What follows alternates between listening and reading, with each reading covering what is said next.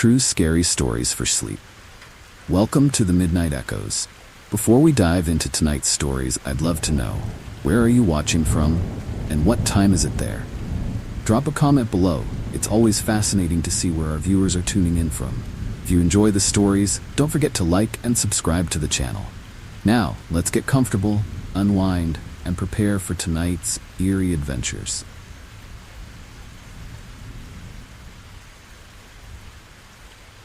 Camping in the Everglades had always been on my bucket list.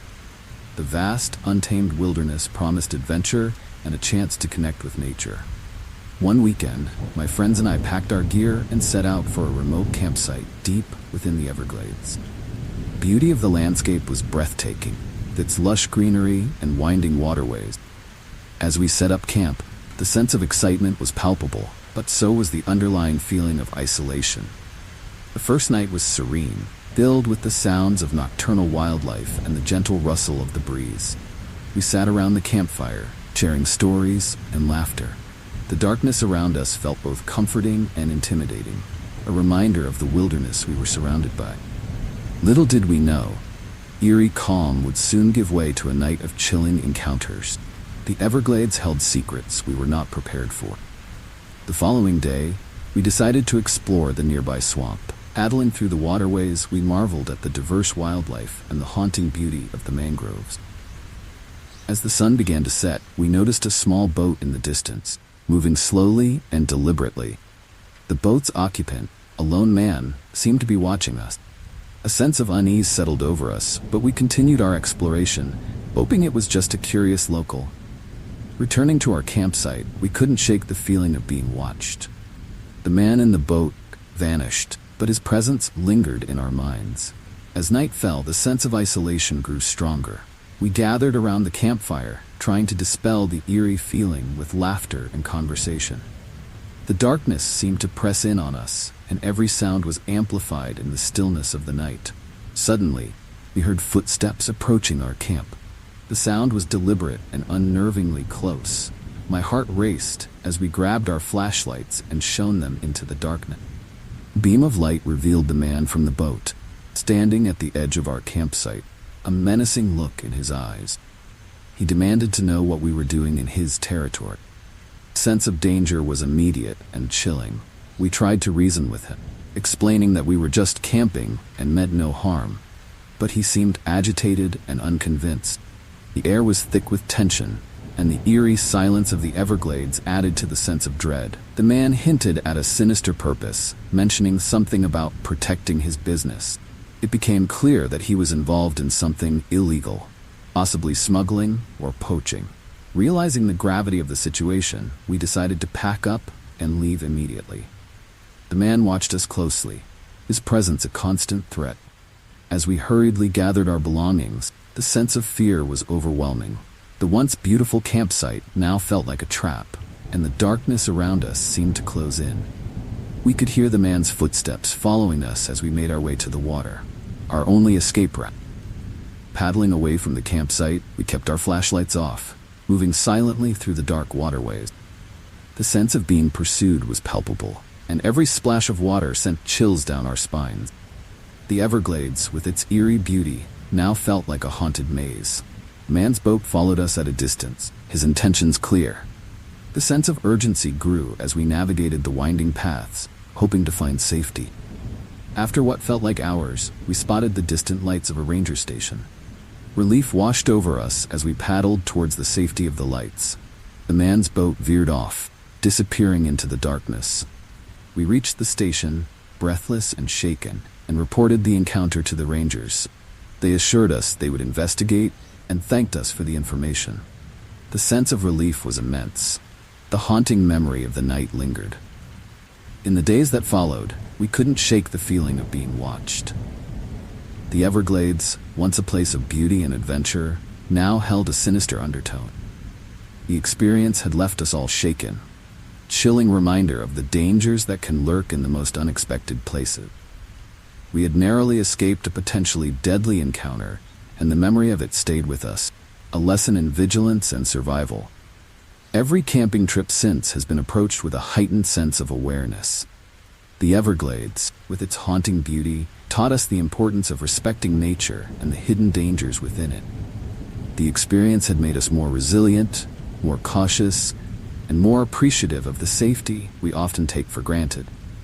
The chilling encounter with the smuggler was a story we shared with others, a reminder to stay alert and prepared in the wilderness.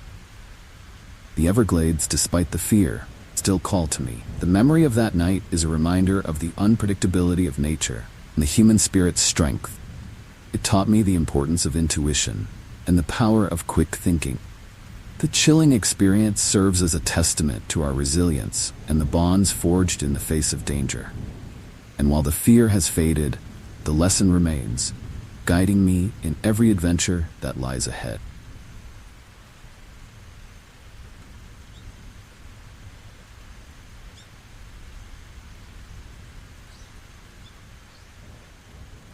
Hiking the Appalachian Trail had always been a dream of mine. The idea of traversing miles of rugged terrain, surrounded by nature's beauty, was thrilling. One autumn afternoon, I set out on a solo hike, eager to experience the trail's serenity. The weather was perfect, with the sun casting a warm glow through the colorful leaves. As I hiked deeper into the wilderness, the trail became more isolated, and the sense of adventure grew stronger.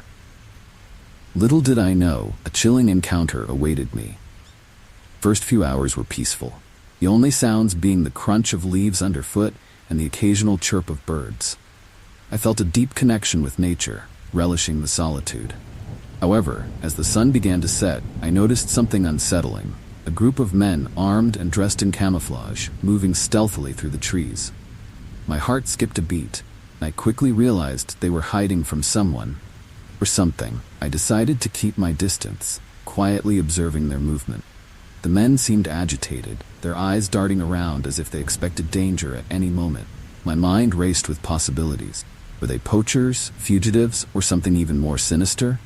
The sense of unease grew as I continued on the trail, hoping to avoid any confrontation. The once tranquil forest now felt eerie and menacing.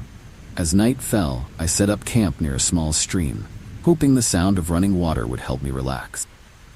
The darkness brought a sense of vulnerability, and every rustle in the bushes heightened my anxiety.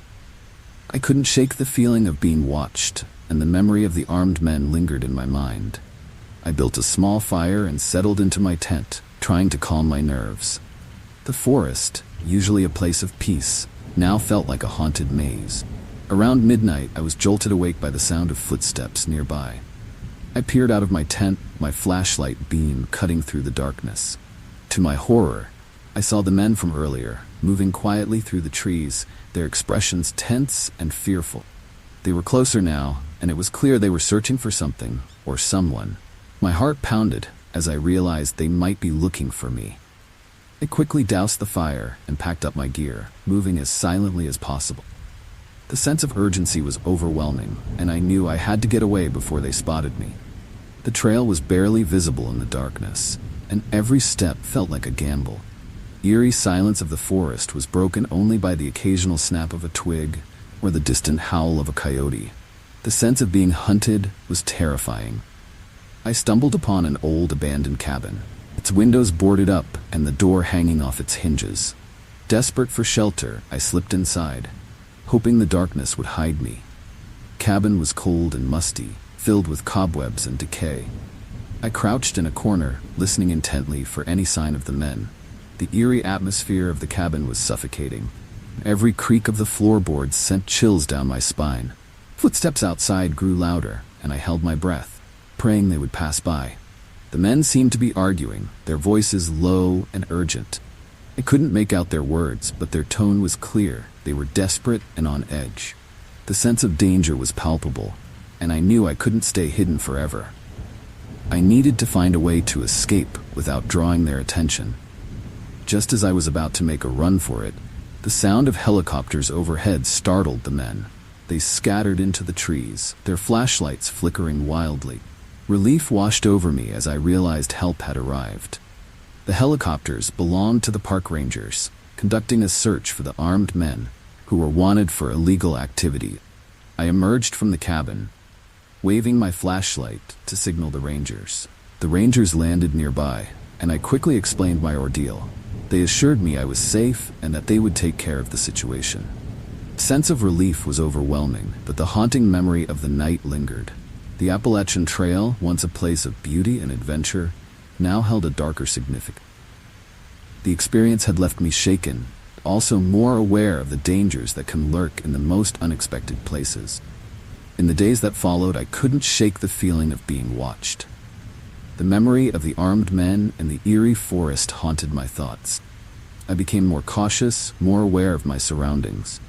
The experience had changed me, making me more resilient and prepared for any challenge. The Appalachian Trail, with its rugged beauty, taught me valuable lessons about vigilance and survival. Every hike since has been approached with a heightened sense of awareness. The memory of that night serves as a reminder of the unpredictable dangers that can arise. The experience, while terrifying, also reinforced my love for nature and the importance of being prepared. The Appalachian Trail, despite the fear, still calls to me. The haunting encounter is a part of my journey, a testament to my strength and resilience. The story of my Appalachian Trail terror is one I share with fellow hikers. Cautionary tale of the unexpected dangers that can arise in the wilderness. It serves as a reminder to stay alert and trust your instinct. The chilling experience taught me the importance of preparedness and the strength of the human spirit. And while the fear has faded, a lesson remains, guiding me in every adventure that lies ahead.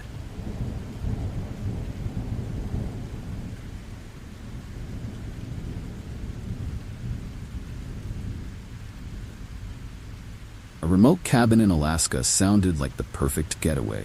Promise of solitude and nature's beauty was too enticing to resist. My family and I rented a cabin deep in the woods, far from any sign of civilization. The journey there was long and arduous, but the breathtaking scenery made it worthwhile. As we approached the cabin, nestled among towering pines, a sense of peace washed over us. Little did we know, this serene setting would soon turn into a chilling experience. The first few days were idyllic. We explored the surrounding forest, fished in the nearby lake, and enjoyed the tranquility of the remote wilderness. The cabin itself was rustic but comfortable, with a large fireplace that kept us warm during the chilly nights. However, as the days passed, we began to notice strange occurrences. It started with small things, a misplaced item, an unfamiliar sound, but soon escalated into something far more eerie. One evening, as we sat around the fireplace, the lights flickered and then went out. The sudden darkness was disorienting, and we scrambled to find flashlights. The sense of unease was palpable, but we tried to brush it off as a simple power outage. We lit some candles and continued our evening, eerie atmosphere adding an unsettling edge to our conversations. The cabin, once a haven, now felt slightly menacing. The next day, we discovered strange markings around the cabin, symbols etched into the wood, seemingly overnight. They were intricate and unfamiliar, adding to the growing sense of dread. We decided to stay close to the cabin, hoping to understand what was happening. That night, as we sat by the fire, we heard faint whispers, as if someone was speaking just outside the cabin. My heart pounded as we checked the windows. There was no one in sight. The whispers grew louder over the following nights, and the sense of being watched became overwhelming. One night, I woke up to find the cabin door wide open, a chilling breeze blowing in. I quickly closed and locked it, my hands shaking. The eerie events were taking a toll on all of us, and we decided it was time to leave. But the snowstorm that night trapped us, cutting off our escape route. Cabin, surrounded by snow, felt like a prison. As the storm raged outside, the whispers inside the cabin grew louder and more insistent. We huddled together in the living room, the fire providing little comfort. Suddenly, the whispers stopped, replaced by a low guttural growl. My blood ran cold as I realized the sound was coming from the basement. We had avoided the basement, finding it too creepy, but now it seemed we had no choice but to investigate. Armed with flashlights and a sense of dread, we descended the stairs. The basement was cold and damp, the same strange symbols etched into the walls. In the corner, we found an old, tattered book, its pages filled with cryptic writings. As I flipped through the pages, the whispers returned, now clearer and more menacing. It felt as if the cabin itself was alive, trying to communicate with us. The sense of danger was overwhelming. Desperation took hold, and we decided to burn the book, hoping it would end the haunting. As the flames consumed the pages, the whispers turned into screams, echoing through the cabin. The walls seemed to shake, and the temperature dropped sharply. We ran upstairs, the eerie sounds following us. The storm outside intensified, but inside, the cabin grew silent. The book was gone, but the sense of unease remained. The storm passed by morning, and we wasted no time packing our belongings. The cabin, now eerily quiet, felt like a place we needed to escape. As we drove away, the sense of relief was immense, but the haunting memories of our stay lingered. The remote cabin, with its chilling presence, had left a mark on us. We had come seeking solitude, but found something far more sinister. In the weeks that followed, the eerie events continued to haunt our thoughts. The symbols, the whispers, and the growls replayed in our minds, chilling reminder of our time in the cabin. We shared our story with friends, who listened in disbelief and horror. The experience had changed us, making us more cautious and aware of the unknown. The cabin in the woods, once a dream, had turned into a nightmare. Every time we see a remote cabin now, the memory of that haunting experience surfaces. A sense of wonder is tinged with caution, and the beauty of isolation is accompanied by a respect for its dangers. The experience taught us the importance of vigilance and the power of intuition. And though the fear has faded, the lesson remains. Always be prepared for the unexpected, and never underestimate the mysteries that lie within the wilderness.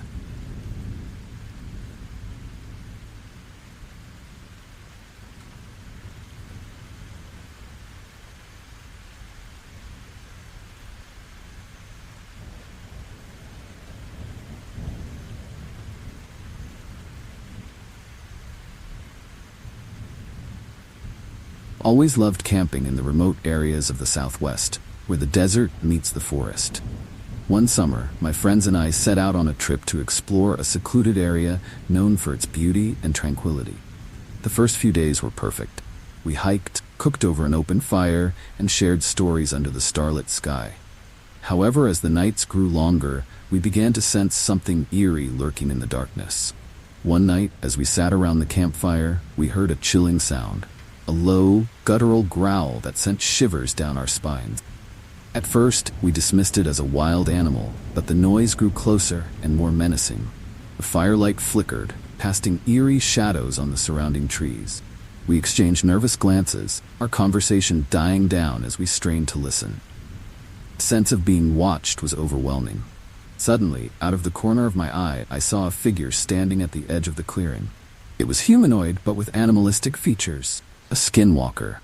The creature's eyes glowed with an unnatural light, sending a wave of terror through me. My friends noticed it too, and we all froze, not daring to move. The air grew thick with tension, and the only sound was the crackling of the fire.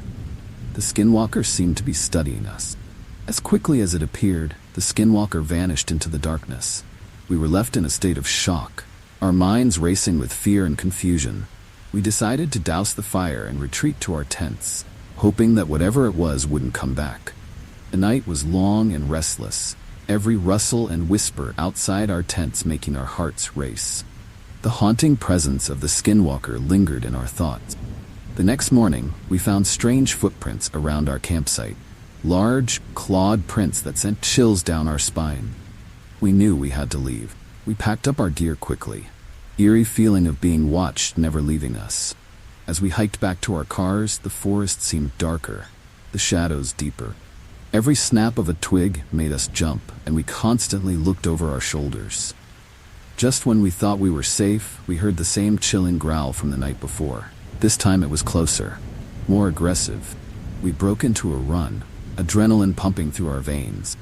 The sense of dread was overwhelming, and the forest seemed to close in around us. The skinwalker was following us, its eerie presence almost tangible. We didn't stop until we reached our cars, breathless and terrified. Driving away from the campsite, we couldn't shake the feeling of being pursued. The memory of the skinwalker's glowing eyes and haunting growl was seared into our minds. We vowed never to return to that place. The beauty of the landscape forever tainted by the chilling encounter. The drive home was silent. each of us lost in our thoughts, trying to process what we had experienced. In the weeks that followed, I couldn't escape the haunting memories of that night. The encounter had left me with a deep sense of unease. I found myself constantly looking over my shoulder, fear of the skinwalker ever present. My friends and I shared our story with a few trusted people, but most dismissed it as a figment of our imagination. Yet, the terror we felt was real, and the eerie presence of the skinwalker was undeniable. The experience changed me, making me more cautious and aware of the unknown.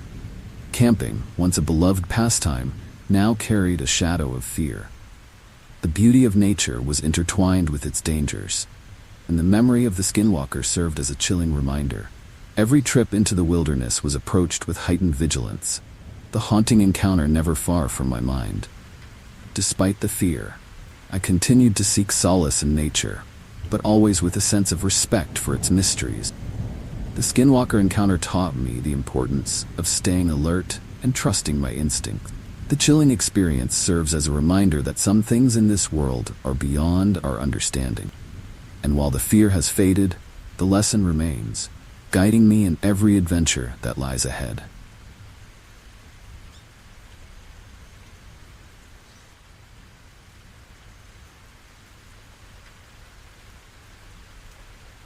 Exploring the woods near the Alabama state line had always been an adventure for my friend Jacob and me. We loved the dense forest, the serenity of nature, and the thrill of discovering new trails. One autumn day, we decided to venture deeper than we ever had before. The air was crisp, and the leaves crunched underfoot as we made our way into the heart of the forest. Little did we know, this trip would lead to a chilling encounter we would never forget. The deeper we went, the quieter the forest became. It was as if the usual sounds of nature were being swallowed by an eerie silence. We pushed on, our curiosity driving us forward. Suddenly, Jacob stopped dead in his tracks, his face pale. He pointed ahead, and my eyes followed his gaze. There, standing among the trees, was a towering figure. It had pale white skin, blue eyes that seemed to glow, and stood at least 9 feet tall. We were looking at a Wendigo. My heart pounded in my chest as we stood frozen, staring at the creature. It didn't move, but its presence was overwhelming, almost suffocating.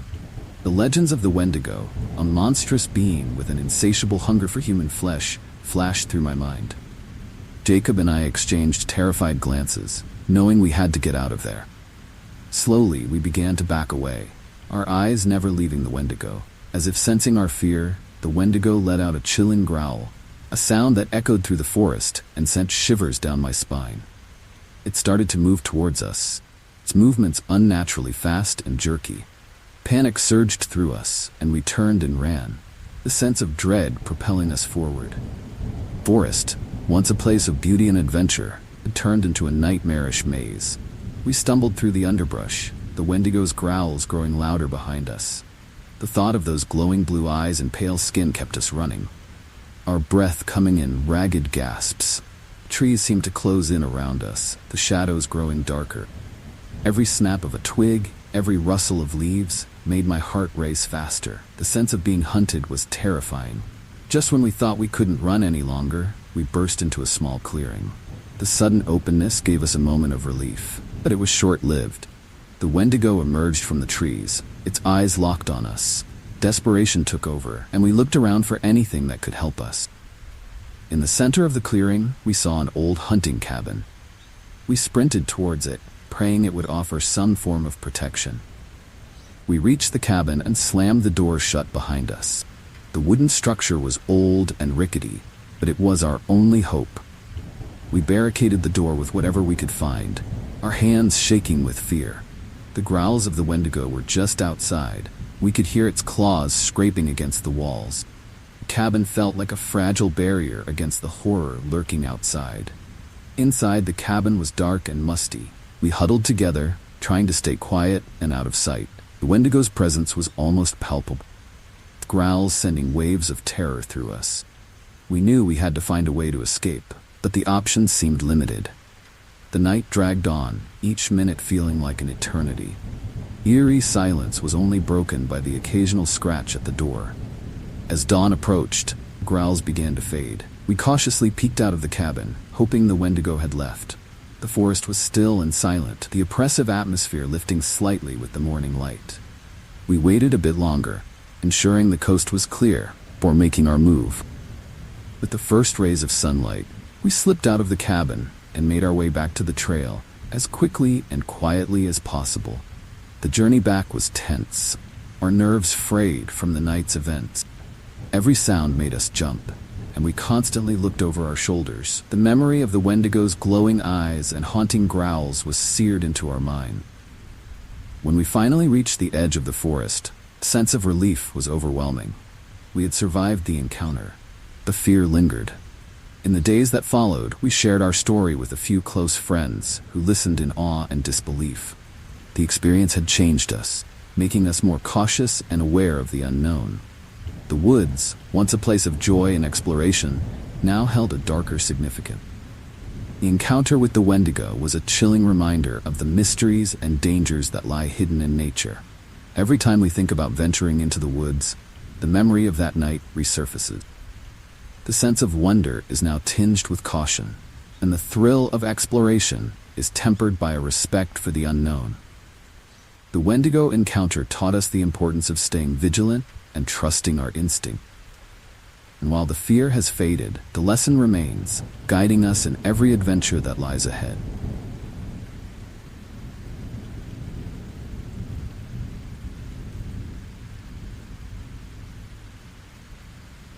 Fort Flagler, Washington, had always been a favorite getaway spot for me. The combination of history and nature offered a unique charm that I couldn't resist. One chilly autumn evening, I decided to take a solitary walk around the fort's grounds. The fading light cast long shadows, and the crisp air filled my lungs. It was a peaceful setting, or so I thought. Little did I know, a chilling encounter awaited me. As I wandered along the deserted paths, I felt a strange sense of unease. The fort's historic buildings stood silent, their windows dark and empty. I shrugged off the feeling, attributing it to the eerie atmosphere of dusk. Suddenly, I heard a rustling sound behind me. I turned and saw a deer standing at the edge of the clearing. At first, it seemed like a typical encounter with wildlife, but something about this deer was off. The deer had forward-facing eyes, giving it an unnervingly predatory look. My heart skipped a beat as I realized this was not a normal deer. Its movements were jerky and unnatural, almost robotic. The creature's gaze locked onto mine, and a chilling sense of dread washed over me. I wanted to turn and run, but my legs felt like lead. The eerie atmosphere of Fort Flagler had taken on a sinister edge. It took a cautious step back, my eyes never leaving the creature. It mirrored my movement, stepping forward with an almost deliberate menace. The hairs on the back of my neck stood up, and I knew I had to get out of there. Slowly, I continued to back away, hoping not to provoke it. The not deer's eyes glowed faintly in the dim light, adding to the haunting scene. The fort's once peaceful surroundings now felt like a trap. As I turned to leave, the not deer let out a chilling sound, a mix between a growl and a hiss. My adrenaline kicked in, and I broke into a run, my heart pounding in my chest. The creature pursued me, its unnatural movements making it even more terrifying. Fort's paths twisted and turned, and every shadow seemed to hide another danger. I could hear the not deer's footsteps behind me, constant reminder of the threat. Desperation drove me to find safety. I spotted an old barracks building and sprinted towards it, hoping the sturdy walls would offer some protection. I burst through the door and slammed it shut, my breath coming in ragged gasps. The silence inside was deafening, but I knew the creature was still out there. I moved away from the door, my eyes scanning the dark interior for any signs of movement. The minutes dragged on, and the tension was unbearable. I strained to hear any sound. The fort remained eerily quiet.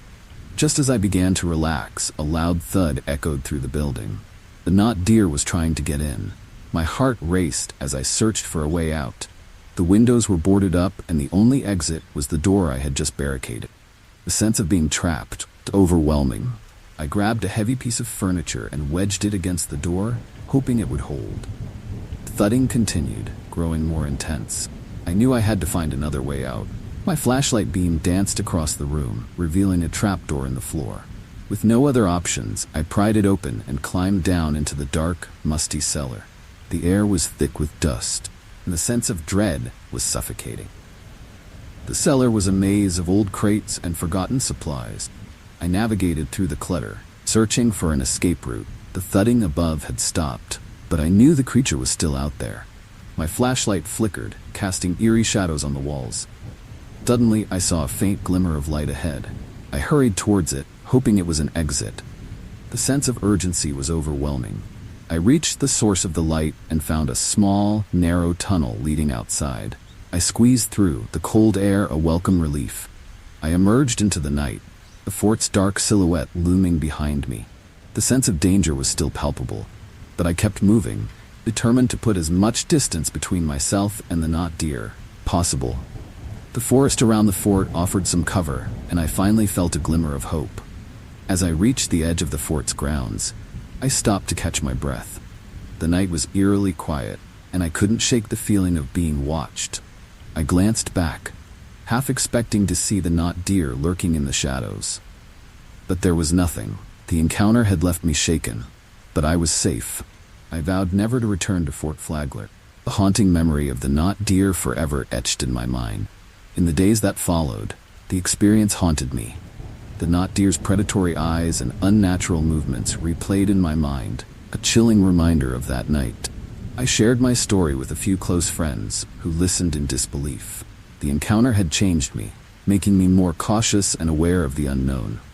Fort Flagler, once a place of history and beauty, now held a sinister significance. Every time I think of Fort Flagler, the memory of that night resurfaces. The sense of wonder is now tinged with caution, and the thrill of exploration is tempered by a respect for the unknown.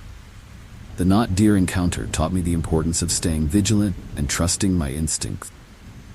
And while the fear has faded, the lesson remains, guiding me in every adventure that lies ahead.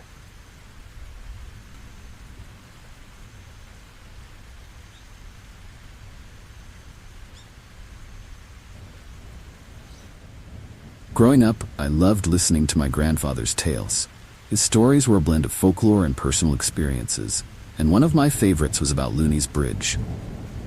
The bridge, located just outside our town, was said to be haunted by the ghost of a girl named Looney, who had lost her head in a tragic accident. One evening, as the sun dipped below the horizon, my grandfather decided to share a chilling experience his friend Ike had on that very bridge. Ike was a skeptic, never one to believe in ghosts or supernatural tales. One foggy night, he drove his old pickup truck across Looney's Bridge, heading home after a long day of work. The fog was thick, and visibility was low. As he approached the middle of the bridge, his truck suddenly stalled. Frustrated, Ike got out to check the engine, cursing under his breath. Eerie silence of the foggy night was unsettling. As Ike tinkered with the engine, he heard a faint, haunting whisper. He glanced around but saw nothing. Fog seemed to swirl around him, and the air grew colder.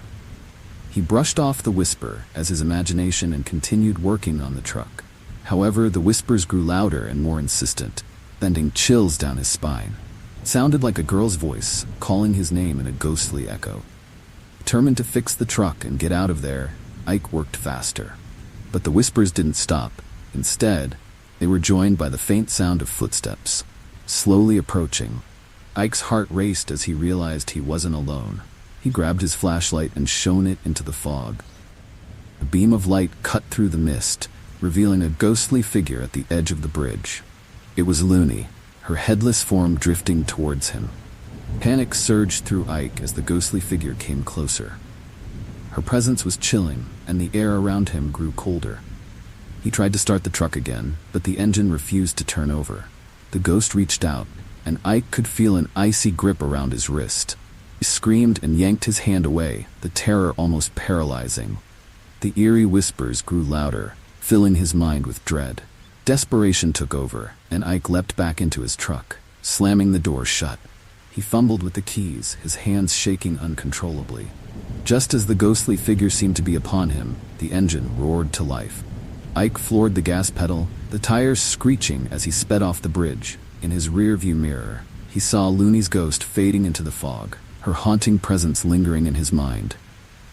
Ike drove straight to my grandfather's house, his face pale and his hands trembling. He recounted the encounter in a shaky voice, still reeling from the experience. My grandfather listened intently, knowing that Ike's skepticism had been shattered by the chilling encounter. The story of Looney's Bridge had become all too real. The once skeptic Ike was now a firm believer in the supernatural. In the days that followed, Ike avoided Looney's Bridge, taking a longer route to work. The memory of the ghostly figure and the eerie whispers haunted him. He shared his story with others, warning them to stay away from the bridge after dark. The tale of Looney's Bridge spread through the town, adding to its haunting legend. The bridge, once just a piece of local folklore, was now a place of genuine fear. My grandfather's story left a lasting impression on me. The vivid imagery and the eerie details made it hard to forget. Every time I passed by Looney's Bridge, I couldn't help but feel a chill run down my spine. The haunting tale of Looney's ghost had become a part of our town's identity, a reminder of the mysteries that linger in the places we least expect. Years later, I found myself sharing the story of Looney's Bridge with my own children. The eerie tale had been passed down through generations, a chilling reminder of the supernatural. The bridge, with its foggy nights and ghostly whispers, still held an air of mystery. The legend of Looney lived on, a testament to the power of storytelling and the fear of the unknown. Even today, the memory of my grandfather's tale remains vivid. The sense of wonder and fear that his stories evoked shaped my childhood and fueled my imagination. The haunting encounter on Looney's Bridge taught me to respect the unknown and to cherish the stories that connect us to our past. And while the fear has faded, the lesson remains, a timeless reminder of the power of a good ghost story.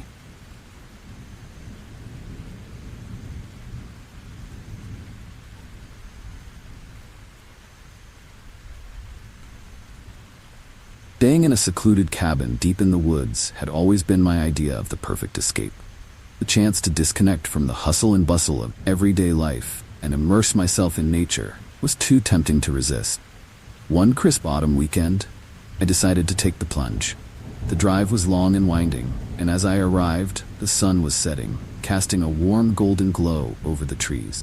The cabin was rustic but cozy, a perfect hideaway. Little did I know, a chilling encounter awaited me. The first night was peaceful. Crackling of the fire and the sounds of the forest created a serene atmosphere. As I sat on the porch sipping hot tea, I noticed a pair of glowing eyes in the distance. First, I thought it was just a deer, but something about those eyes felt different, more intense and almost human-like. A shiver ran down my spine, and I decided to head inside, trying to shake off the eerie feeling. The next day, I spent my time exploring the surrounding woods. The beauty of the changing leaves and the crisp air was invigorating.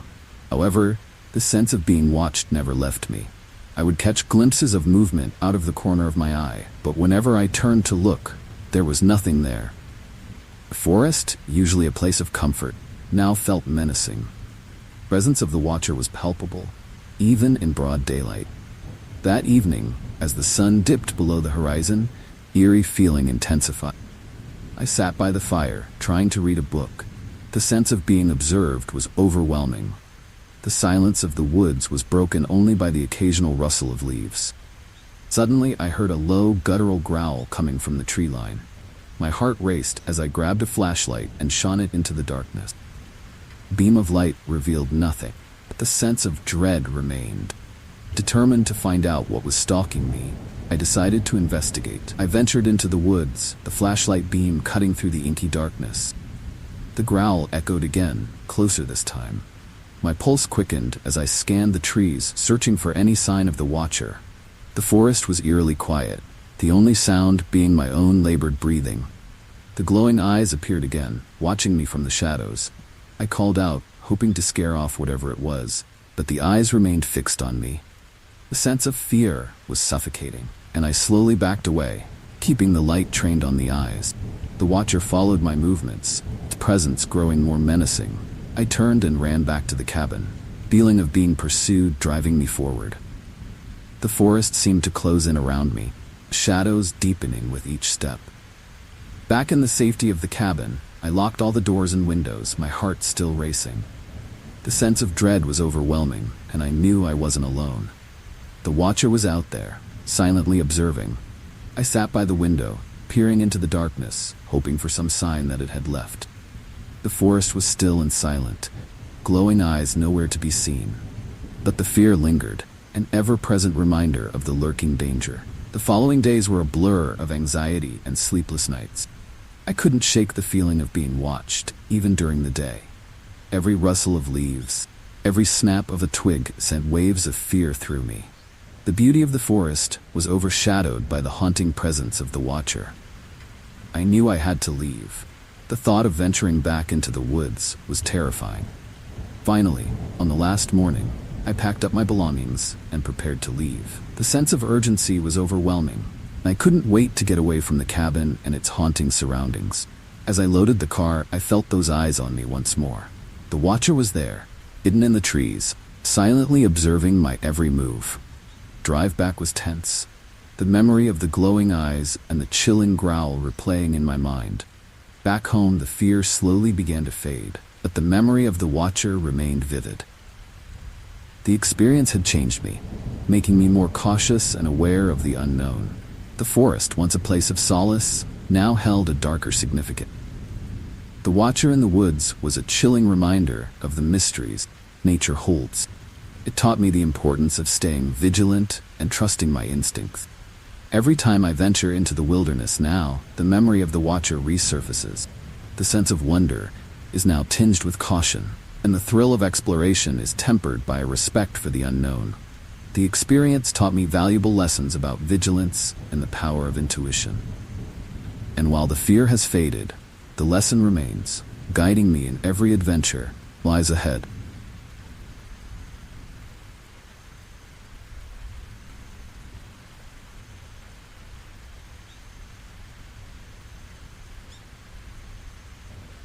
Visiting my family in Belém, northern Brazil, was always an adventure.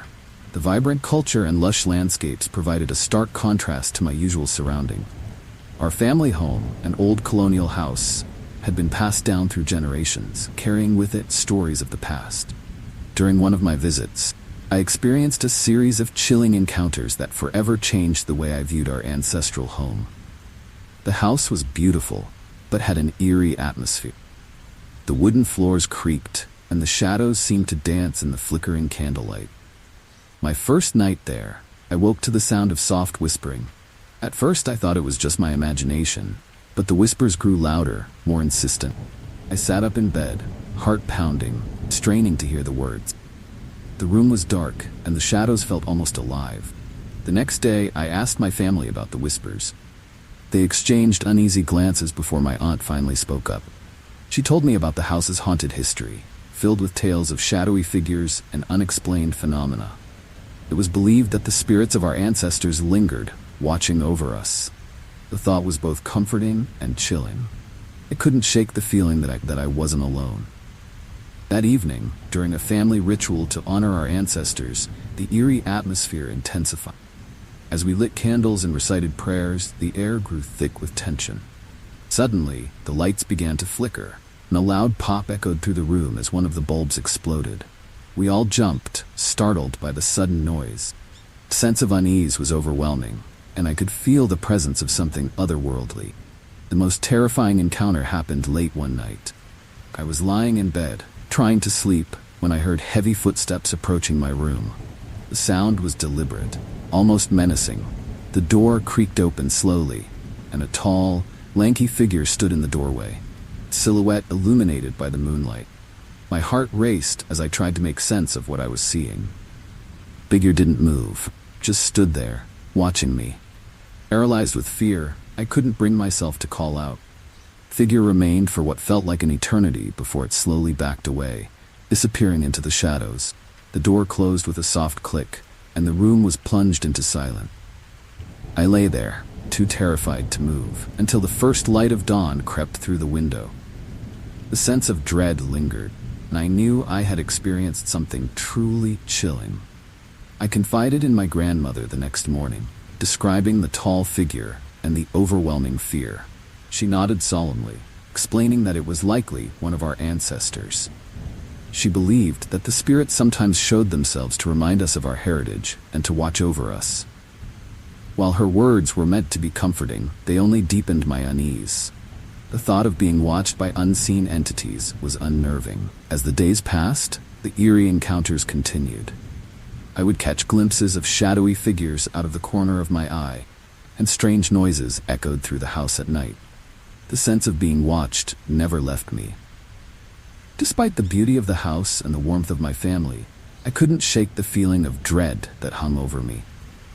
The haunting presence of our ancestors was a constant reminder of the house's dark history. On my last night in Belém, I decided to confront my fear. I sat in the darkened living room, surrounded by flickering candles, and spoke aloud to the spirits. I expressed my respect and asked for their blessing. The air grew colder, and the shadows seemed to gather around me. For a moment, I felt a sense of peace, as if the spirits had acknowledged my presence. The room grew still, and the oppressive atmosphere lifted slightly. The next morning, as I prepared to leave, I felt a strange mix of relief and sadness. The house, with all its haunting memories, was a part of my heritage. The experiences had deepened my connection to my ancestors, but they had also left me with a sense of unease. I said goodbye to my family, promising to return, but knowing that the chilling encounters would stay with me forever. Back home, the memories of Belém and its ghostly encounters remained vivid.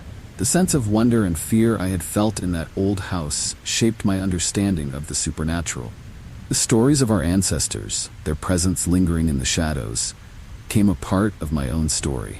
The haunting experiences taught me to respect the unknown and to cherish the ties that bind us to our past. Every time I think of Belém, the memories of those chilling encounters resurface. The sense of connection to my heritage is now intertwined with a respect for the mysteries that lie beyond our understanding.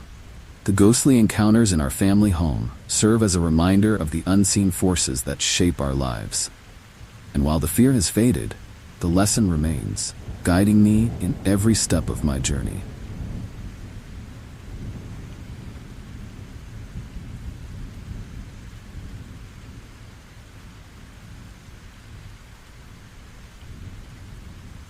Growing up in Indiana, I'd always heard whispers of strange creatures lurking in the woods. Stories of ghostly apparitions and mythical beasts were part of local folklore.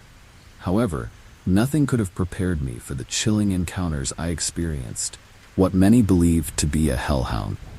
These encounters left an indelible mark on me, making the familiar surroundings of my home feel eerily menacing.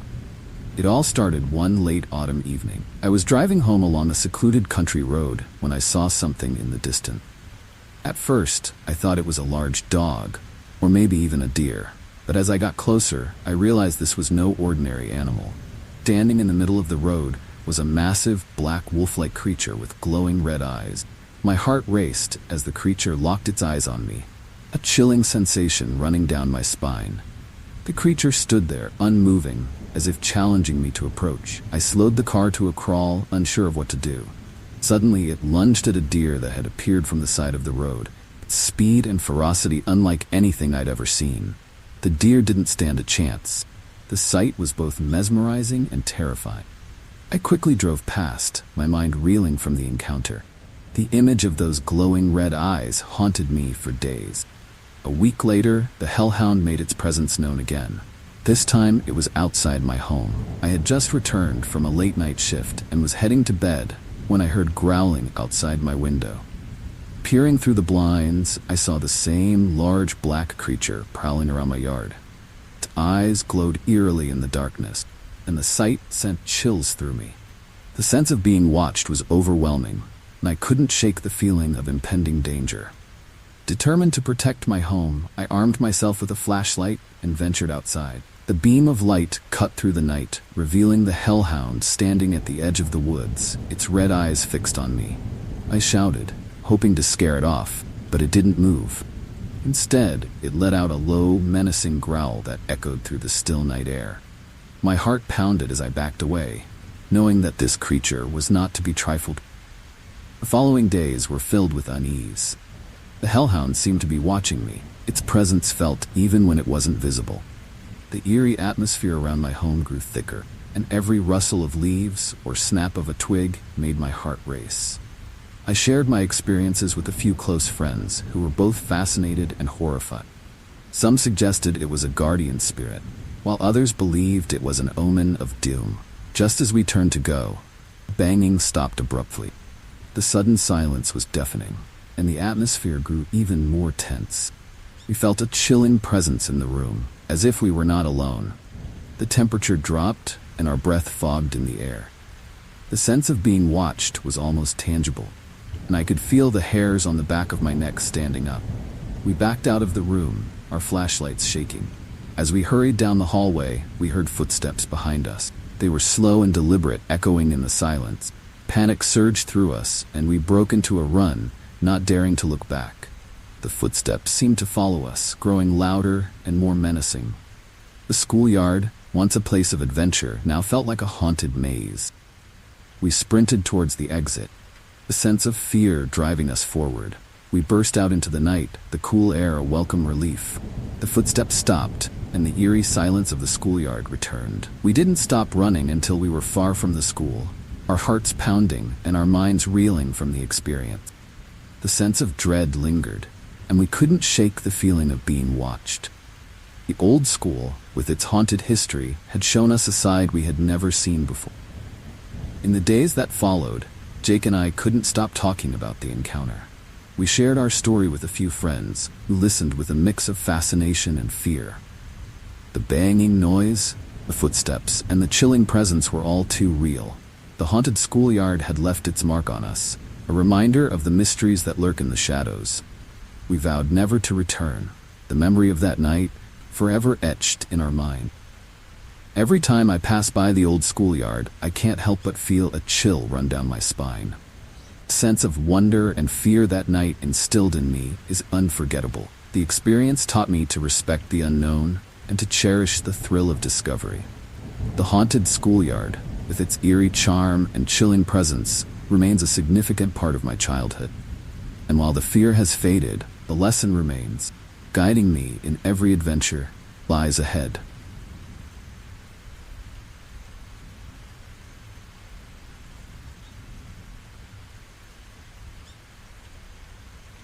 A remote cabin deep in the woods seemed like the perfect retreat from the chaos of daily life.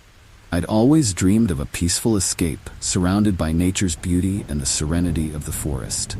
One autumn weekend, I decided to make that dream a reality. The drive to the cabin was long and winding, and as I arrived, the sun was setting, casting a warm golden light through the trees. The cabin was rustic yet cozy, an ideal hideaway. Little did I know, a chilling encounter awaited me. The first night was calm and uneventful. Crackling of the fire and the sounds of the forest created a tranquil atmosphere. I sat on the porch, sipping hot tea, and enjoyed the serene surroundings. As darkness fell, the forest came alive with nocturnal sounds. The rustling of leaves and distant hoots of owls added to the ambiance. I felt at peace, lulled by the gentle rhythms of nature. The next day, I spent my time exploring the woods. The crisp air and vibrant colors of autumn leaves invigorated me. However, as I ventured deeper into the forest, I couldn't shake the feeling of being watched.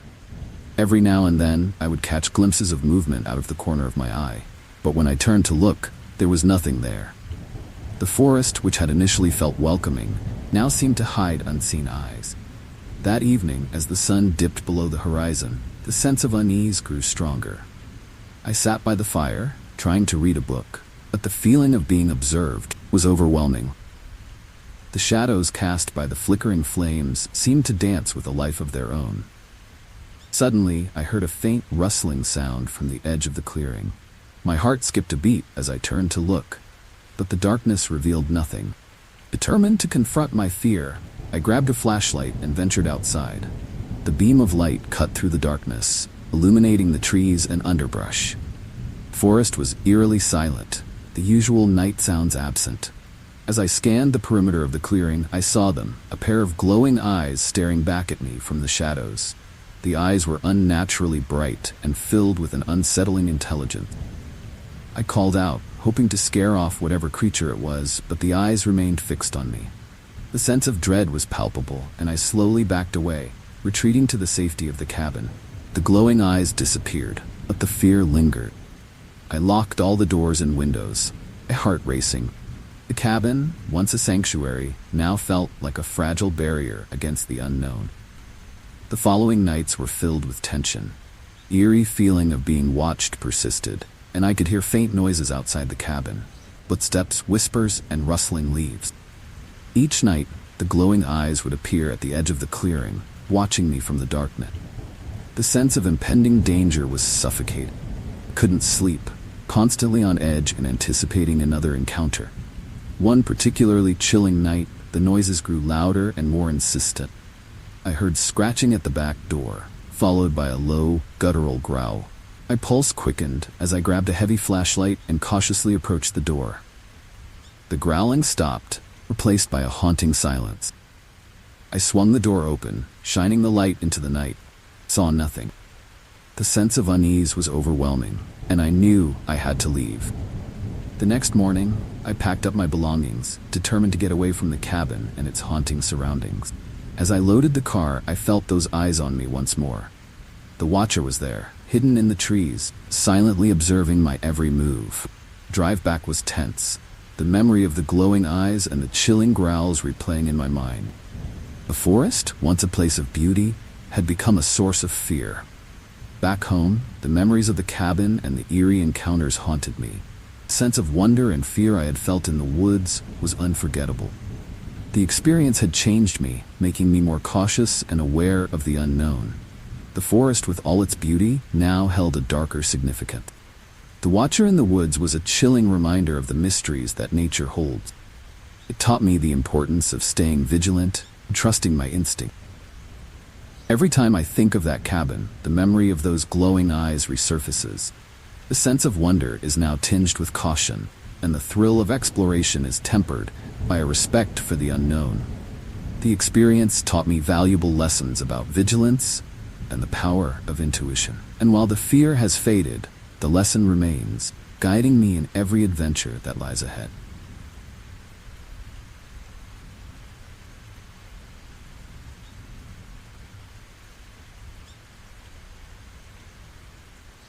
When I was a teenager, visiting my grandparents' cottage in Egypt was always a mix of excitement and mystery. The cottage, located in a small village on the outskirts of Cairo, was an old, sprawling building with thick stone walls and narrow hallways. It had been in the family for generations, and while it was full of charm, it also had a reputation for being haunted. One summer night, I had an experience that solidified that eerie reputation in my mind forever. The day had been hot, as Egyptian summers often are, but the night brought a cool breeze. After a long day of exploring the village, I was exhausted and ready for bed.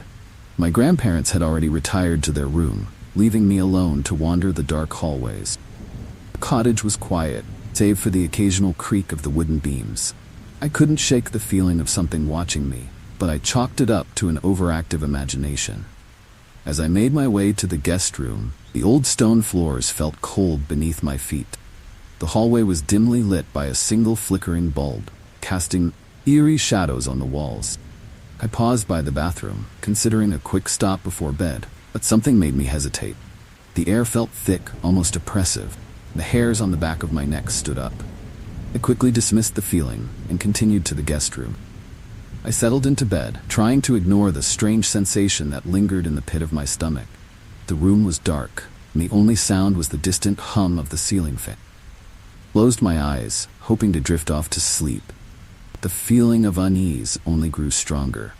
Then, just as I was about to fall asleep, I heard it. A low, rumbling noise coming from the hallway. It sounded like something large and heavy moving slowly towards my room. My heart began to race as I listened to the sound grow louder. I sat up in bed, straining to hear what it could be. The noise stopped just outside my door, and the silence that followed was deafening. I held my breath, waiting. Nothing happened. Just as I started to relax, the door creaked open slightly, and a large black mass appeared in the doorway. It was shapeless and ominous, like a living shadow. Paralyzed with fear, I couldn't move or make a sound. The black mass seemed to pulse with a dark energy, filling the room with an overwhelming sense of dread. It hovered in the doorway for what felt like an eternity, and I could feel its cold presence seeping into my bones. My mind raced with thoughts of what it could be. Was it a ghost, a demon, or something even worse? The fear was unlike anything I'd ever felt before. Finally, the mass began to move again, slowly drifting down the hallway. I didn't dare follow it, too terrified to leave the safety of my bed. The oppressive atmosphere lingered long after it had gone, and I spent the rest of the night wide awake, clutching the covers and listening for any sign of its return. The cottage, once a place of warmth and family, now felt like a prison filled with dark, unseen forces. The next morning, I cautiously made my way to the kitchen, where my grandmother was preparing breakfast. I didn't know how to explain what I had seen, but I needed to tell someone. I described the black mass to her, expecting disbelief, but instead she nodded solemnly. She told me that the cottage had a long history of strange occurrences, and that others in the family had encountered similar phenomena. It was believed to be the spirit of a long-departed ancestor, one who was not at peace. Hearing this only deepened my unease. The idea that the cottage was haunted by a restless spirit was chilling, but it also made sense. The atmosphere, strange noises, and the oppressive feeling in the air all pointed to something supernatural. My grandmother reassured me that the spirit meant no harm, but the experience had left a mark on me. I couldn't shake the memory of that dark, formless mass and the terror it had instilled in me. As the days passed, I tried to move past the encounter, but it was always in the back of my mind. I avoided the hallway at night and made sure never to be alone in the cottage after dark. The sense of fear never fully left me, and I couldn't help but feel that the spirit was still watching, waiting. The cottage, once a place of family and tradition, now held a darker significance in my life. Years later, the memory of that night, still vivid. The experience has left me with a deep respect for the supernatural and the mysteries that lie beyond our understanding. The terrifying night in my grandparents' cottage taught me to be cautious and aware of the unknown forces that can exist in the most familiar places. The fear has faded, but the lesson remains, a reminder that some things are beyond our control and comprehension.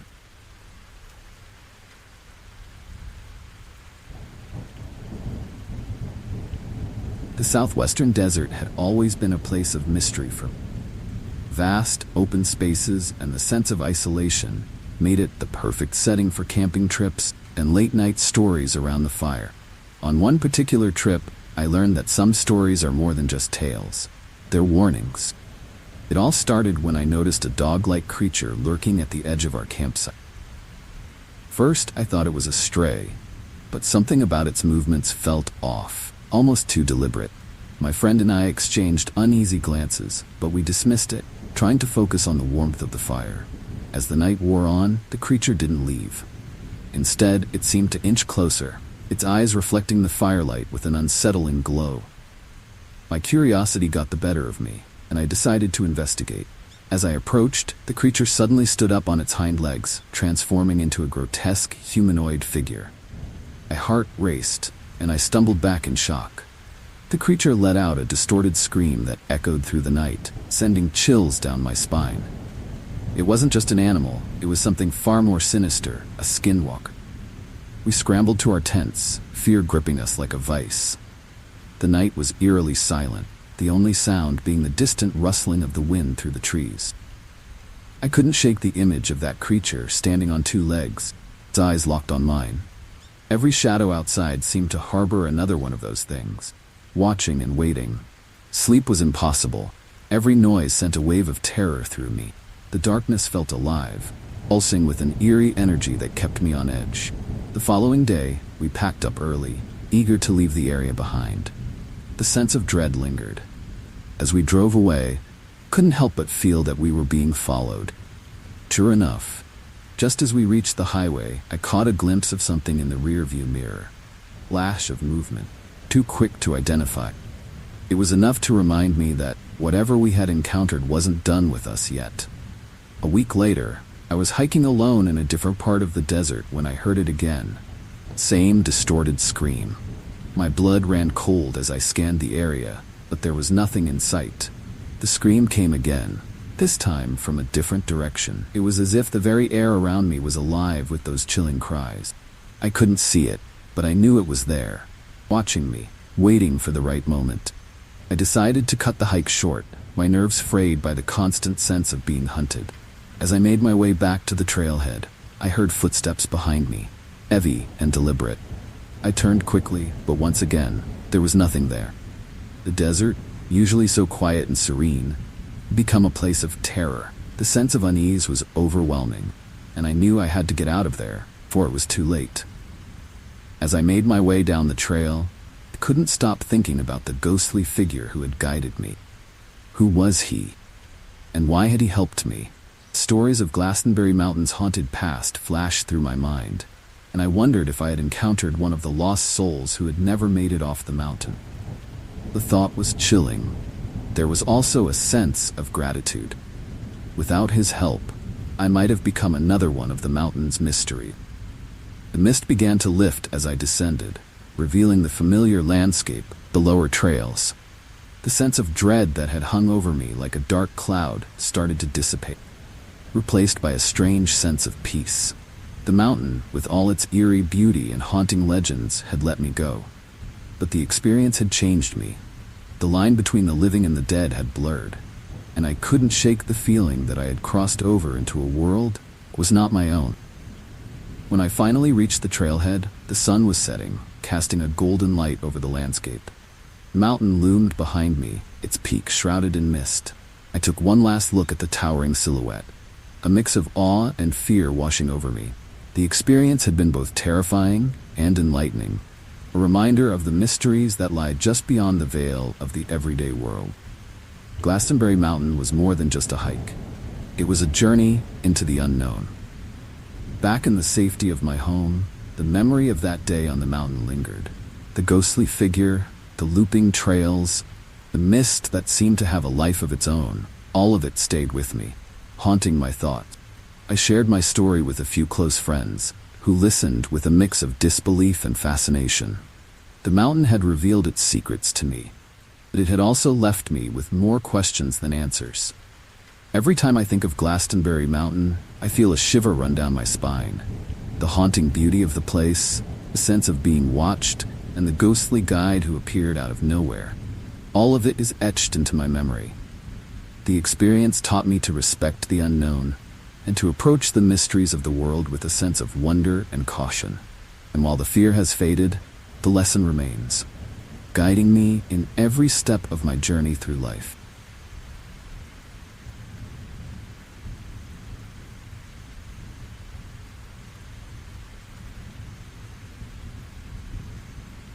It was supposed to be a simple weekend getaway, chance for my brother and me to escape the stress of school and work by spending a few days in the tranquility of nature. We'd chosen a secluded cabin in the woods, far from any signs of civilization. The first night was peaceful, with nothing but the sound of crickets and the occasional rustling of leaves in the breeze. However, as the sun set on the second day, things took a chilling turn that we'd never forget. We were sitting around the campfire roasting marshmallows when we heard a noise coming from the woods. At first, it sounded like a deer moving through the brush, but there was something off about it. The movements were too deliberate, almost calculated. My brother and I exchanged uneasy glances but tried to brush it off. We were deep in the woods after all, wildlife was to be expected. But the sense of unease grew stronger, making the hair on the back of my neck stand up. As we continued to listen, the sound grew closer, and we could make out the distinct sound of something, or someone, moving through the underbrush. Suddenly, the creature emerged from the shadows, and what we saw sent chills down our spines. It looked like a deer, but with something terribly wrong. Its legs were too long, its eyes too human, and its tail, it wasn't a deer's tail at all. It was long and bushy, like that of a fox. The creature stared at us with an eerie intelligence, and for a moment, time seemed to stand still. My brother whispered, "What the hell is that?" But neither of us had an answer. The creature seemed to be sizing us up, as if deciding whether we were a threat or prey. The fire crackled between us, casting flickering shadows on the creature's distorted form. The air grew thick with tension, and I could feel my heart pounding in my chest. Finally, as if making a decision, the The creature turned and disappeared back into the woods, leaving us in stunned silence. We sat there, too shocked to speak, the crackling of the fire the only sound breaking the stillness. My mind raced, trying to make sense of what we had just seen. Was it some kind of mutant animal? Forest spirit? I didn't know what to think, but one thing was clear. We weren't alone out here. The forest, with all its beauty and tranquility, suddenly felt menacing, as if it was hiding more secrets than we could ever imagine. That night, as we tried to sleep, I couldn't shake the feeling that the creature was still out there, watching us from the darkness. Every rustle of leaves, every creak of the cabin made my heart race. My brother and I were both on edge, lying in our bunks, barely speaking. Just as I was beginning to drift off, I heard it, my name, being called from outside. The voice was soft, almost pleading, but there was something off about it, something that made my blood run cold. I sat up, heart pounding, and looked over at my brother, who was wide-eyed and pale. He had heard it too. Voice called out again, closer this time, but distorted, as if someone was mimicking human speech but not quite getting it right. Fear was palpable, and neither of us dared to respond. We knew instinctively that whatever was out there, it wasn't human.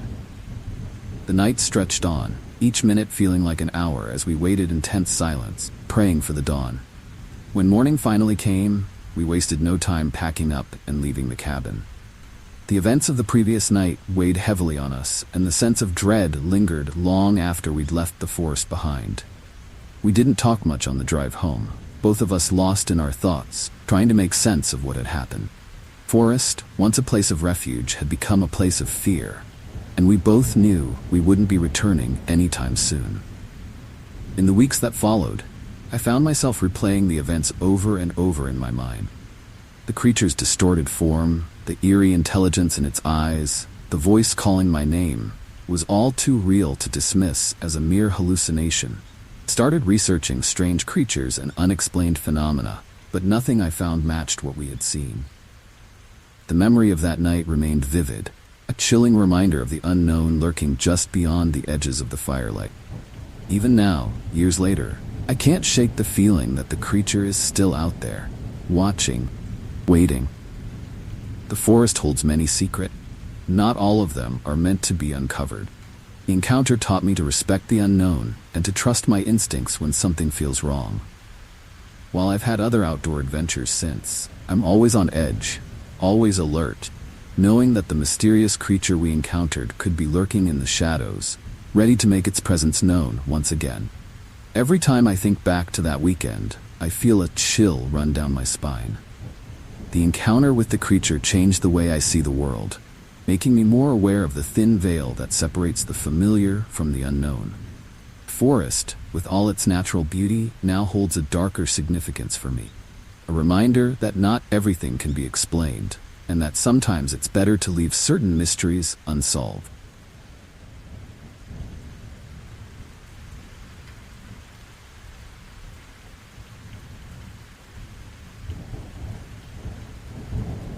Hunting had always been a tradition in my family, passed down from generation to generation. There was something about the stillness of the woods, the thrill of the chase, and the connection to nature that kept me coming back every season. One fall, I decided to go on a solo hunting trip, deep in the backwoods, a place I had heard about from a fellow hunter but had never ventured into myself. It was supposed to be the perfect spot, far from any signs of civilization. But what I encountered there was something I'd never imagined. The first day was uneventful. I set up camp in a small clearing, surrounded by dense trees that seemed to stretch endlessly in every direction. The woods were quiet, almost unnervingly so, but I brushed it off as just the natural silence of a remote area.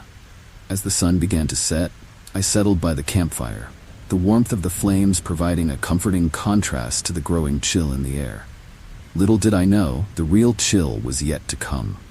That night, as I lay in my tent, I was woken by a sound, a low, rumbling growl that seemed to vibrate through the ground. My first thought was that it was a bear, but something about it felt off.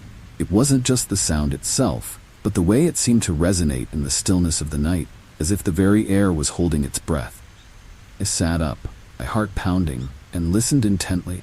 but the growling had stopped as suddenly as it had started. I told myself it was just my imagination, maybe the wind playing tricks on me, and tried to go back to sleep, but the sense of unease wouldn't leave me. The woods, once a place of peace and solitude, now felt threatening. Every rustle of leaves, every snap of a twig made my nerves jangle. Eventually, I drifted off into a restless sleep, only to be woken again by that same growl, this time closer. I grabbed my rifle and flashlight, stepping out of the tent into the cold night air. The forest was dark, trees casting long shadows in the moonlight. I scanned the area with my flashlight, but the beam of light revealed nothing, just trees and underbrush as far as the eye could see. The growl came again from somewhere deeper in the woods, and this time it was accompanied by the sound of heavy footsteps, slowly moving towards me. Fear gripped me as I realized whatever was out there wasn't just an animal. The footsteps were too deliberate, too heavy, almost as if something massive was stalking me. I backed towards the campfire, hoping the light would keep whatever it was at bay. The growling grew louder, more menacing, and I could feel the ground tremble with each step the creature took. The forest around me seemed to close in, the darkness becoming almost tangible. I knew I couldn't stay there. Whatever was out there was getting closer, and I had no intention of finding out what it was. I quickly packed up my gear, all the while keeping my eyes and ears focused on the woods around me. The growling continued, now circling the camp, as if the creature was toying with me. My heart raced as I grabbed my rifle, knowing it might be my only chance if things went south. As I made my way through the woods, the sense of being followed was overwhelming. Every few steps, I would hear the growl, always from a different direction, as if the creature was herding me deeper into the forest. The darkness seemed to press in on me, and the trees, once familiar and welcoming, now felt like barriers trapping me in. The only light was from my flashlight, its beam flickering as if struggling to cut through the oppressive blackness. I walked for what felt like hours, my nerves frayed, my senses on high alert. Growling continued, now accompanied by strange, guttural noises that sounded almost like a language, primitive and menacing. My fear turned to desperation as I realized I was lost, the creature still stalking me. I knew I had to find a way out before my stamina gave out or my nerves broke. Just when I thought I couldn't go any further, I stumbled upon an old hunting trail, overgrown and barely visible in the dark. Relief washed over me as I recognized it from a map I had studied earlier. The trail would lead me back to my truck, if I could just follow it without losing my way. I forced myself to focus, pushing aside the fear as I made my way along the narrow path, growling still echoing in the distance. After what felt like an eternity, I finally saw the lights of my truck through the trees. I sprinted the last few yards, not daring to look back. The sense of relief was overwhelming as I climbed into the driver's seat, locking the doors and starting the engine.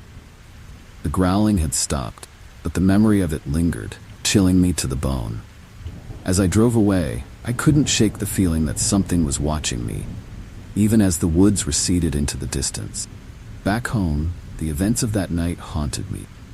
Couldn't stop thinking about the creature, the growling, feeling of being hunted.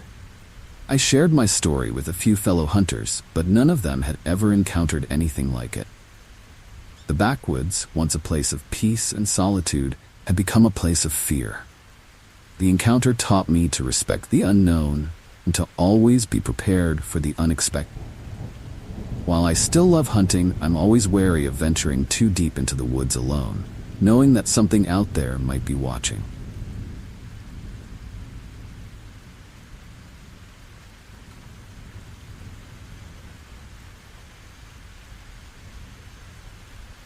Mike had always been a skeptic, a man of science and logic who believed that every mystery had a rational explanation.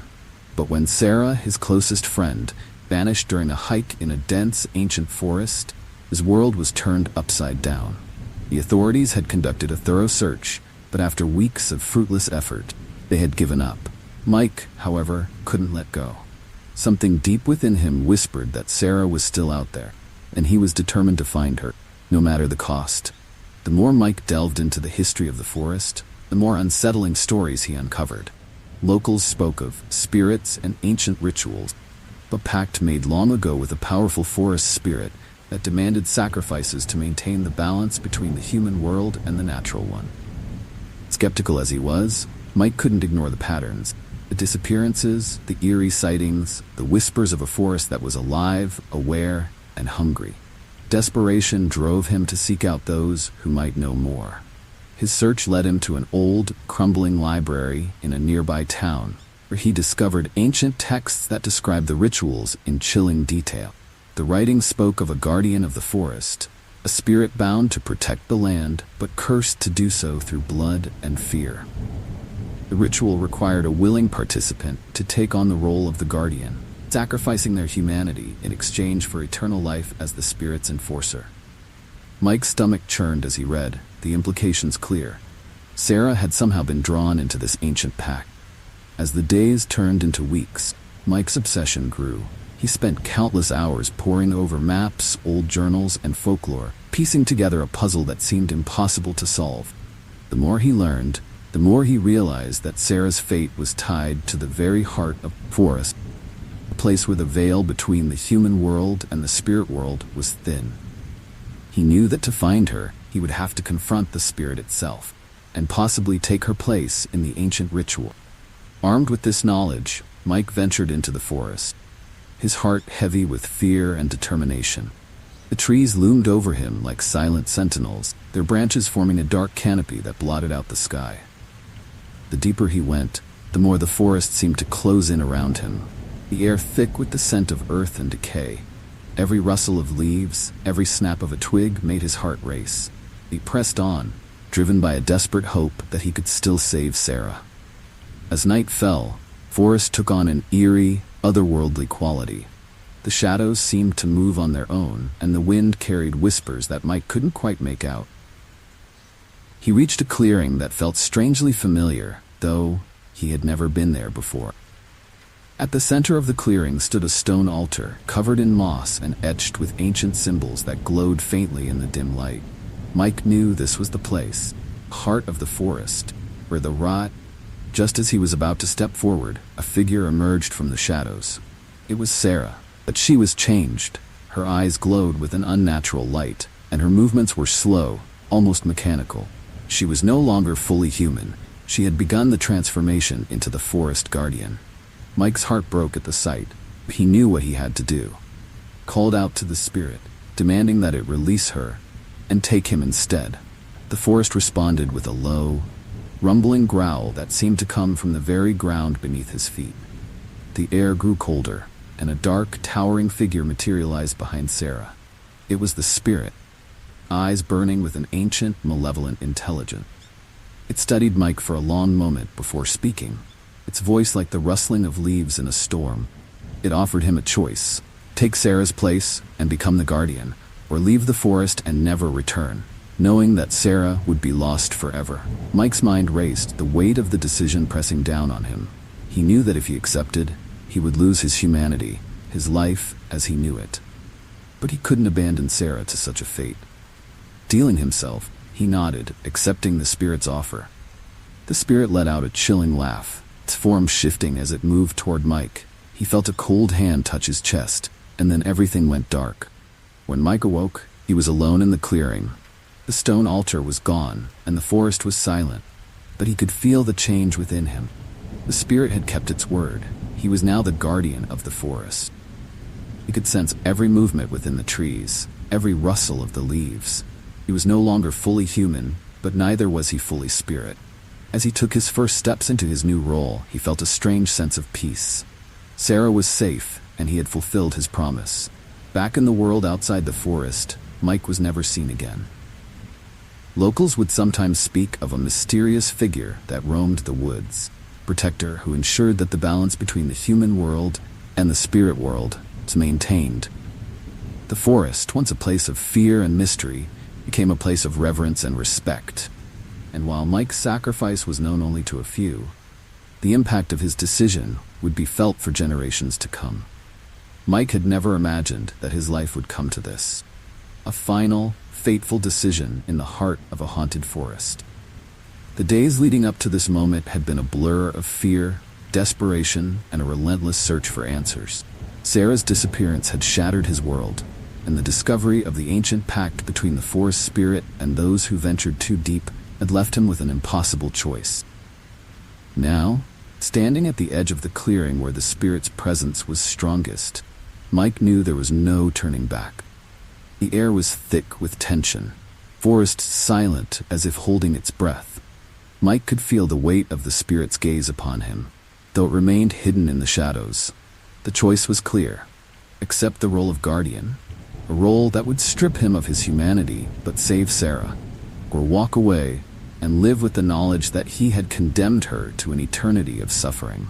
The thought of losing her, of leaving her behind in this cursed place, was unbearable. As Mike stood there, memories of Sarah flooded his mind. Their laughter, their shared dreams, the way she had always pushed him to be better.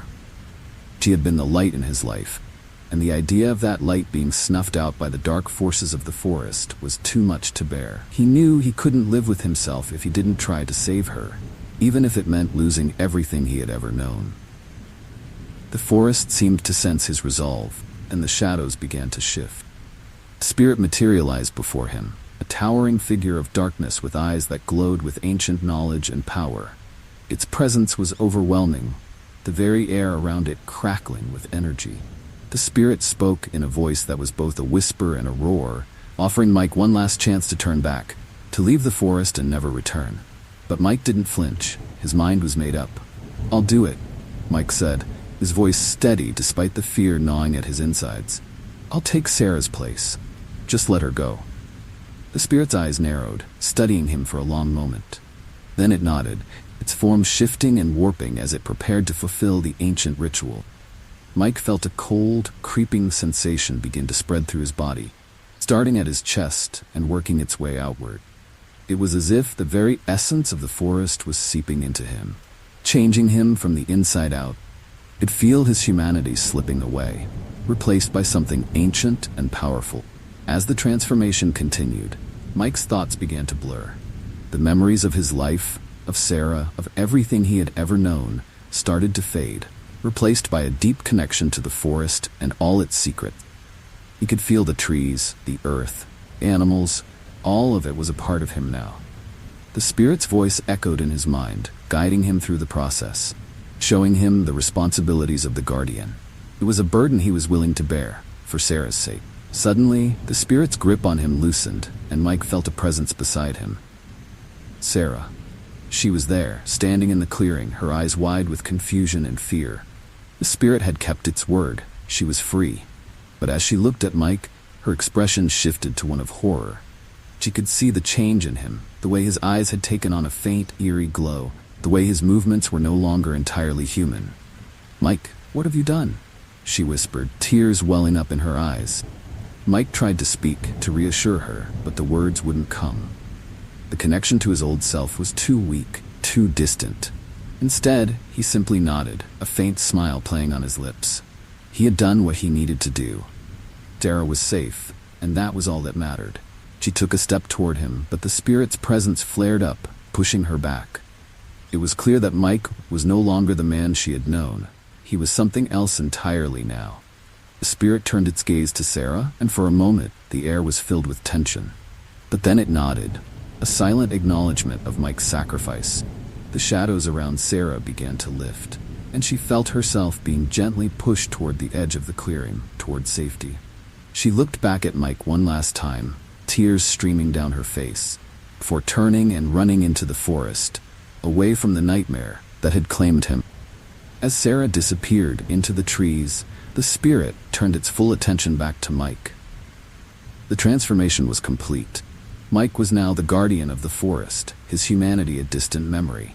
He'd feel the power coursing through him, the knowledge of the forest's secrets filling his mind. But with that power came a deep sadness.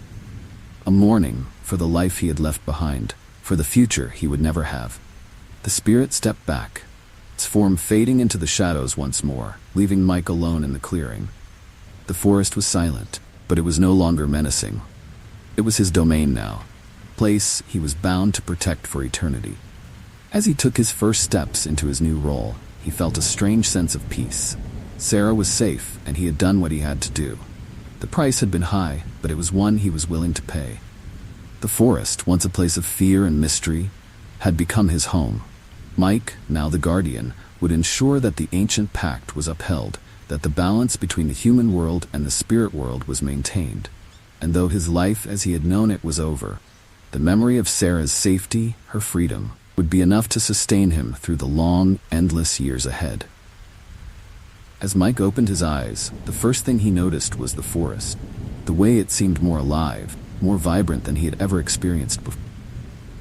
Trees towered above him, their branches swaying gently in the wind, and the earth beneath him pulsed with energy. He could feel every root, every leaf, every creature that called the forest home. Transformation was complete. He was no longer just a man. He was one with the forest, the new guardian, bound to protect it for eternity. The change had been both subtle and profound. Mike could sense the presence of the forest's spirit within him, guiding his thoughts, merging its ancient knowledge with his own. Memories of his former life were still there, but they felt distant, like echoes of a past that no longer held any sway over him. Pain of leaving Sarah behind was muted by the overwhelming connection he now had with the natural world. He could feel her presence, a soft, lingering warmth that reminded him of why he had made this choice. As he moved through the forest, it was as though the trees bent slightly toward him, acknowledging their new guardian. The animals watched him without fear, recognizing him as a protector rather than a threat. He walked with a purpose he had never felt before, his steps light and sure, as if the forest itself was guiding him along a path only he could see. Power that coursed through him was intoxicating, yet he wielded it with a calm, measured control. Everywhere he looked, Mike saw life, vibrant, pulsing life that he was now a part of. He could hear the rustling of leaves as though they were whispering secrets to him, and the calls of the birds felt like messages only he could understand. The forest was no longer just a place. It was a living entity, and he was its heart, soul. He felt a deep, abiding peace, a sense of belonging that he had never known in his previous life. But with this peace came a responsibility that weighed heavily on him. The spirit had chosen him not just to protect the forest, but to maintain the balance between the human world and the spirit world. It was a delicate equilibrium, one that required constant vigilance and wisdom. Mike knew that the forest would always be under threat, from those who sought to exploit it, from forces that sought to disrupt the natural order. It was his duty to ensure that those threats were kept at bay. The forest remained a sanctuary. As the days turned into weeks, Mike grew more attuned to his new role. He could sense the tiniest shifts in the environment. The way the air changed just before a storm. The way the earth trembled when something disturbed the natural order. He learned to communicate with the spirit, to draw on its vast reservoir of knowledge. Together they were a formidable force, guardians of a world that few humans even knew existed. Yet, despite his new life, there was still a part of Mike that longed for Sarah. He would often find himself standing at the edge of the forest, looking out toward the world he had left behind. He wondered how she was, if she had moved on, if she ever thought of him. Spirit within him understood his longing, but reminded him of his duty, of the promise he had made. And so, with a heavy heart, Mike would turn back into the forest, knowing that his place was here now, among the trees and the shadows. In time, Mike found solace in his new existence. He discovered that the forest held more than just the memories of his past life. It held the promise of something greater. As the guardian, he had the power to shape the future, to ensure that the forest remained a place of beauty and wonder for generations to come. He was no longer just a man. He was a part of something much larger, a force of nature that would endure long after his human life would have ended. One day, as Mike was patrolling the forest, he felt a familiar presence, a warmth that filled him with a sense of joy and peace. He followed it to a quiet glade where the sunlight filtered through the trees, casting a golden glow on the earth. There, standing in the light, was Sarah. She was not the same as he remembered her. It was more ethereal, a spirit now, just as he was, but her smile was the same, and it filled him with a happiness he had not felt since the day he lost her. Sarah approached him, her form shimmering in the light. She spoke without words, her thoughts merging with his. She told him that she had found peace. She was proud of the choice he had made. They stood together in the glade, two spirits bound by a love that had transcended their human forms. Mike knew then that he had not truly lost her. She had been with him all along, guiding him, supporting him in his new role as guardian. As the sun set and the shadows lengthened, Mike and Sarah walked together through the forest, their spirits intertwined. Transformation that had once felt like a sacrifice now felt like a gift. Chance to be a part of something eternal. Forest was their home, their sanctuary, and they would protect it together, for as long as the trees stood and the earth endured. Mike had found his place in the world, a place where he could be both a protector and a part of the natural order. The transformation was complete, and with Sarah by his side, he knew that he could face whatever challenges lay ahead. The forest, with all its mysteries and wonders, was theirs to guard, and they would do so with all the strength and love that had brought them to this point. The guardian and the spirit, together at last at peace in their eternal home.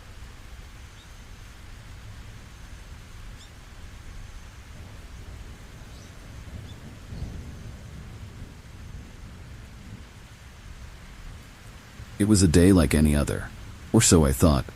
I was walking down the hallway of my high school, heading to my next class, when I saw her, Miss Thompson, my English teacher. She was hard to miss, with her bright orange outfit that stood out like a beacon among the sea of drab uniforms. I waved and called out to her, but she just kept walking, her eyes straight ahead, as if she didn't see me.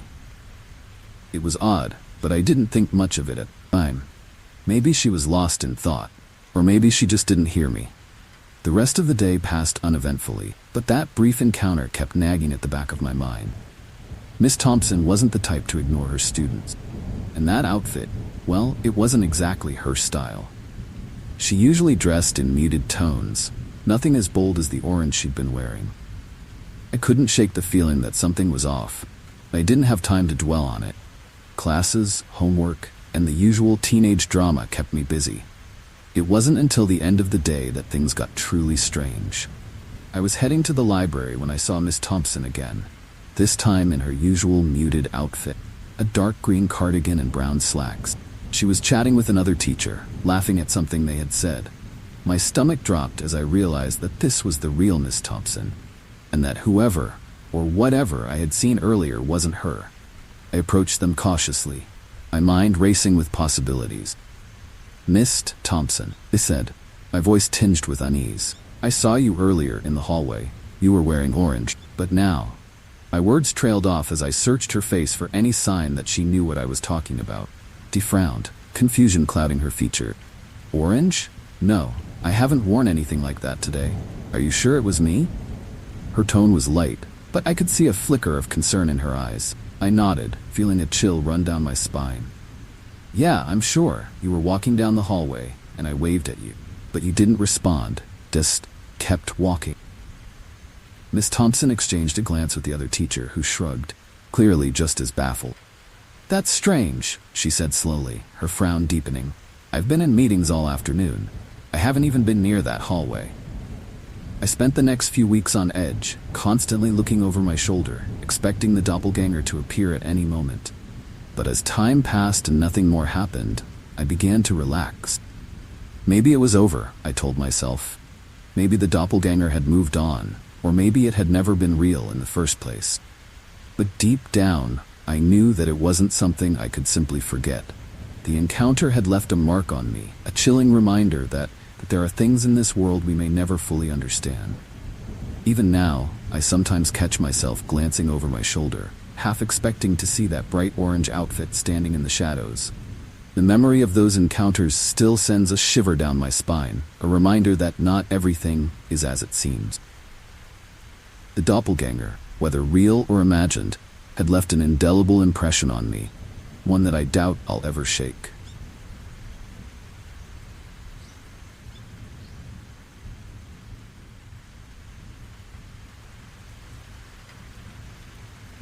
It started out like any other summer night, hot, humid, and full of the sounds of cicadas and distant traffic. I was spending the evening at a friend's house, Small suburban place with a backyard pool. We'd been swimming, laughing, and just enjoying the warm weather when I noticed something strange. Out of the corner of my eye, I saw a little girl standing by the edge of the pool. She was dressed in an old-fashioned white dress, her hair hanging in damp curls around her face. At first, I thought she was a neighbor's child, but something about her was off. I turned to get a better look, but she was gone, as if she had vanished into thin air. My friends were still chatting, oblivious to what I'd seen. I felt a chill run down my spine, but I didn't say anything. It was probably just a trick of the light, I told myself, or maybe the heat was playing with my mind. Still, I couldn't shake the feeling that something wasn't right. The rest of the evening passed uneventfully, but the image of the little girl lingered in my mind. Later that night, after everyone had gone home, I found myself lying in bed, unable to sleep. The room was dark, the only light coming from the faint glow of the street lamp outside. As I drifted between wakefulness and sleep, I suddenly felt a heavy weight on my chest, pressing down on me, making it hard to breathe. Panic surged through me as I tried to move, but my body was frozen, paralyzed by some unseen force. I could hear a low, rumbling sound, like a deep growl, resonating in the room. My heart pounded in my chest as I struggled to break free from the invisible hold. Then, out of the corner of my eye, I saw it. A dark figure standing in the corner of the room, its form indistinct but menacing. The figure seemed to pulsate with a chilling energy, its presence suffocating. I tried to scream, but no sound came out. The paralysis held me in its grip for what felt like an eternity. Finally, as if a switch had been flipped, the weight lifted, and I could move again. I bolted upright, gasping for air, my heart racing. The dark figure was gone, and the room was silent once more. I sat there in the darkness, trying to make sense of what had just happened. Was it a nightmare? Sleep paralysis? Or had I just experienced something far more sinister? I spent the rest of the night wide awake, too afraid to close my eyes. The memory of the dark figure and the feeling of being trapped under its weight haunted me.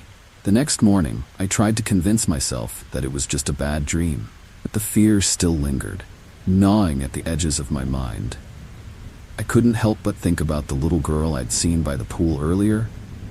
Was there a connection? Was she somehow tied to the dark figure that had visited me in the night? One evening, while sitting on my bed, I saw a shadow move across the wall.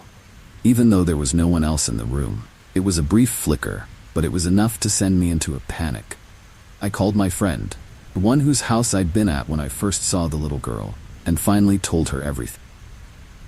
To my surprise, she wasn't skeptical. Instead, she listened intently, her voice tinged with concern. She told me that I wasn't the first to experience something strange at her house. Over the years, her family had noticed odd things. Doors opening on their own, strange cold spots, and even sightings of a little girl in a white dress. They had always chalked it up to the house's age, but now she wasn't so sure. The realization that this wasn't all in my head was both comforting and terrifying. We decided to do some research on the house and the surrounding area. What we found sent chills down our spines. The land the house was built on had once been part of an old estate, long since demolished. The estate had belonged to a wealthy family, and there were rumors that a young girl had drowned in the estate's pool under mysterious circumstances. The description of the girl matched what I had seen, and it was believed that her spirit still lingered, unable to move on. Armed with this knowledge, my friend and I decided to perform a cleansing ritual, hoping to give the little girl's spirit the peace it needed. We gathered sage, candles, and some other supplies, and one night, we went through the house, burning the sage and saying prayers. The atmosphere in the house felt heavy, as if the very walls were holding their breath. But as we moved from room to room, the air began to lighten, and the sense of dread that had hung over me for weeks started to dissipate. After the ritual, the strange occurrences stopped. The whispers, the moving objects, the dark figure in the corner of my room, they were all gone. The house felt different, lighter, as if a weight had been lifted. I never saw the little girl by the pool again, and the sleep paralysis didn't return. It was as if we had finally helped her find peace, allowing her to move on from whatever had been keeping her here. Even though the fear has faded, the experience left a lasting impression on me. It taught me that there are forces in this world that we may never fully understand, and that sometimes those forces reach out to us in ways that are both chilling and haunting.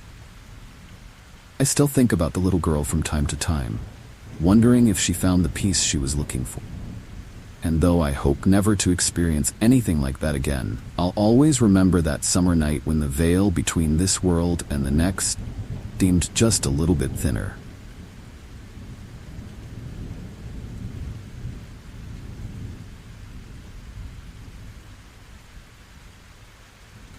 When my family decided to go on a camping trip near some old Native American burial grounds, I was both excited and a little apprehensive. The area was steeped in history, and while it promised to be a beautiful and serene spot, there was something about it that gave me pause. My parents assured me that it was just an old legend, nothing to worry about. But as we set up camp near the edge of the burial grounds, I couldn't shake the feeling that we were intruding on something sacred, something that didn't want to be disturbed. First night was peaceful enough. We sat around the campfire, roasting marshmallows and telling stories, the sounds of the forest providing a soothing backdrop. But as the fire died down and the night grew darker, the atmosphere began to change. The wind picked up, rustling the leaves in a way that sounded almost like whispering voices. I glanced around, but there was nothing out of the ordinary, just the shadows cast by the firelight, flickering and dancing among the trees. As I lay in my tent that night, the wind continued to howl outside, carrying with it the faint sound of drums, deep, rhythmic beats that seemed to echo from the burial ground. At first, I thought it was my imagination, but the sound grew louder, more insistent. My heart pounded in my chest as I listened, my mind racing with possibilities. Were we really hearing the drums of long-departed spirits? I wanted to wake my parents, but something held me back. Maybe fear, or maybe a deep respect for whatever was out there. The next morning, I mentioned the drums to my parents, but they dismissed it as the wind playing tricks on me. Still, I couldn't shake the feeling that we were being watched. The burial grounds seemed to loom over our campsite, the ancient stones marking the graves of those who had passed long before us. I found myself glancing in that direction more often than I liked, half expecting to see a figure standing there, watching us with silent, accusing eyes. That evening, as we prepared dinner, my younger sister wandered off toward the burial ground. I didn't notice at first, but when I realized she was gone, panic set in. We called her name, our voices echoing through the trees, but there was no response. My parents and I split up to search for her, my heart pounding with fear. The sun was setting, casting long shadows across the forest floor, and the sense of unease that had been building since we arrived now surged to the forefront. As I neared the burial grounds, I heard my sister's voice, soft, almost a whisper, coming from somewhere ahead. Relief flooded through me as I ran toward the sound, but when I reached the edge of the clearing, I stopped short. My sister was standing in the center of the burial grounds, her back to me, staring at something I couldn't see. The air was thick with tension, and the hairs on the back of my neck stood up as I called out to her. She turned slowly, her eyes wide and unfocused, as if she were in a trance. My stomach churned with fear as I approached her, my steps hesitant. When I reached her, I gently shook her shoulder, trying to snap her out of whatever spell she was under. It took a moment, but finally she blinked and looked up at me, confusion clouding her face. "What are we doing here?" she asked, her voice trembling. I didn't have an answer. All I knew was that we needed to get out of there, fast. I took her hand and led her back to the campsite, my mind racing with what I had just witnessed. My parents were relieved to see us, but when I told them what had happened, they exchanged uneasy glances. Something wasn't right, and we all knew it. The burial grounds, once just a curiosity, had become a source of dread, a place we no longer wanted to be near. That night, the wind returned, howling through the trees with a fury that seemed almost unnatural. The drumming started again, louder this time, accompanied by the sound of voices, low, murmuring voices that seemed to rise and fall with the rhythm of the drums. I lay in my tent, terrified, listening to the cacophony outside, feeling as though the very earth beneath me was alive with the energy of the spirit. My sister clung to me, her small body shaking with fear. Just when I thought I couldn't take it anymore, the voices stopped abruptly, leaving behind an eerie silence that was even more unnerving. I lay there, holding my breath, waiting for something, anything to happen. But the night passed without incident, and when morning came, the forest was calm and still, as if nothing had happened at all. But we all knew better. The burial grounds had made their presence known, and we were not welcome. We packed up quickly that morning, eager to leave the area behind. As we drove away, couldn't resist one last glance at the burial ground. The ancient stones stood silent, bathed in the golden light of dawn, but the memory of the previous night lingered like a shadow over my thoughts. I didn't know what we had experienced, whether it was the spirits of those long dead or something else entirely, but I knew that I would never forget it. Even now, years later, the memory of that camping trip sends chills down my spine. The drumming, the voices, the way my sister seemed to fall under a spell, it all felt too real to dismiss as a trick of the imagination. The experience taught me a deep respect for the unknown, for the power of places steeped in history and mystery. And though I've been camping many times since, I've never returned to that spot, and I never will. Forest, the burial grounds, the spirits, they all remain a part of me. A haunting reminder of that summer when the veil between the living and the dead seemed just a little bit thinner. And while the fear has faded, a lesson remains, guiding me to tread carefully in places where the past still lingers, where the echoes of those who came before us can still be heard in the wind.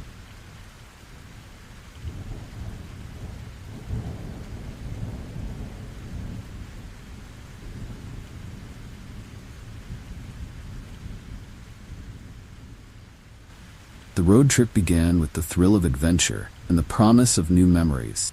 We packed our bags, fueled up the car, and hit the open road. The early morning sun bathed everything in a warm glow, and we felt invincible. But the tranquility of the journey quickly took a chilling turn. As we cruised down a deserted highway, a rusty, ominous truck appeared in our rear-view mirror, and that's when the eeriness set in.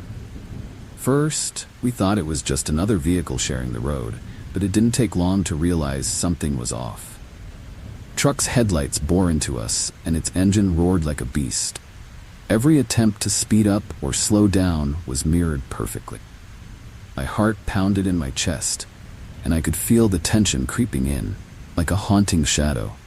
We knew we had to lose the truck, but it seemed intent on following us to the ends of the earth. We decided to make a quick stop at a gas station, hoping to shake our pursuer. The neon lights flickered, casting eerie shadows around the deserted pumps. We pulled in, and the truck sped past, disappearing into the darkness. A brief sigh of relief washed over us, but it was short-lived. As I filled the tank, I couldn't shake the feeling that we were being watched. The atmosphere was thick with unease. Back on the road, we felt a glimmer of hope. Maybe we'd left the nightmare behind. But within minutes, the truck reappeared, its headlights piercing through the rearview mirror. Panic set in as we realized we were trapped in a terrifying game of cat and mouse. Every turn and twist in the road seemed futile, as the menacing truck stayed right on our tail. The fear was palpable, and we knew we had to outsmart it. The narrow, winding road led us through a dense forest, where the trees closed in like an ominous tunnel. Our desperation grew as the truck's headlights loomed closer. It felt like the walls were closing in on us. Escape seemed impossible. Then, out of nowhere, a deer darted across the road. We swerved to avoid it, and the truck did the same, giving us a fleeting chance. We took it, racing down a hidden side road. The side road led us to an old, abandoned gas station, shrouded in darkness. We parked the car and killed the lights, hoping the truck would pass us by. The silence was deafening, broken only by the distant hum of the truck's engine. Minutes felt like hours as we held our breath, praying we wouldn't be discovered. Just when we thought we were safe, the truck's headlights appeared, illuminating the eerie surroundings. We had to act fast. I grabbed my phone and dialed 911, whispering our location and the terrifying ordeal we were facing. The operator assured us that help was on the way. We knew we had to survive until then. The truck circled the gas station, its engine growling like a predator hunting its prey. We hid behind the counter, clutching each other as the minutes dragged on. The sense of dread was suffocating. Finally, the sound of sirens pierced the night. The truck's engine roared one last time, or speeding away into the darkness. Relief washed over us as the police arrived, their flashing lights a beacon of safety. We recounted our harrowing experience, fear still fresh in our minds. The officers assured us they'd find the truck. We knew we'd never forget the chilling encounter. It had left an indelible mark on our souls. As we continued our road trip the next day, the landscape seemed different, the sun less bright. The sense of freedom we'd felt was replaced by a haunting awareness of the dangers that lurked on the open road. The experience had changed us, making us more cautious, more vigilant, but it also bonded us in a way we hadn't anticipated. We had faced a nightmare together and emerged stronger for it. Every road trip since has been shadowed by that eerie memory, the feeling of being stalked by an unseen menace. Yet, it also serves as a reminder of our resilience and the power of sticking together in the face of fear. The open road still calls to us, but we now travel with a heightened sense of awareness. And every time we pass a gas station, we can't help but glance over our shoulders, just in case.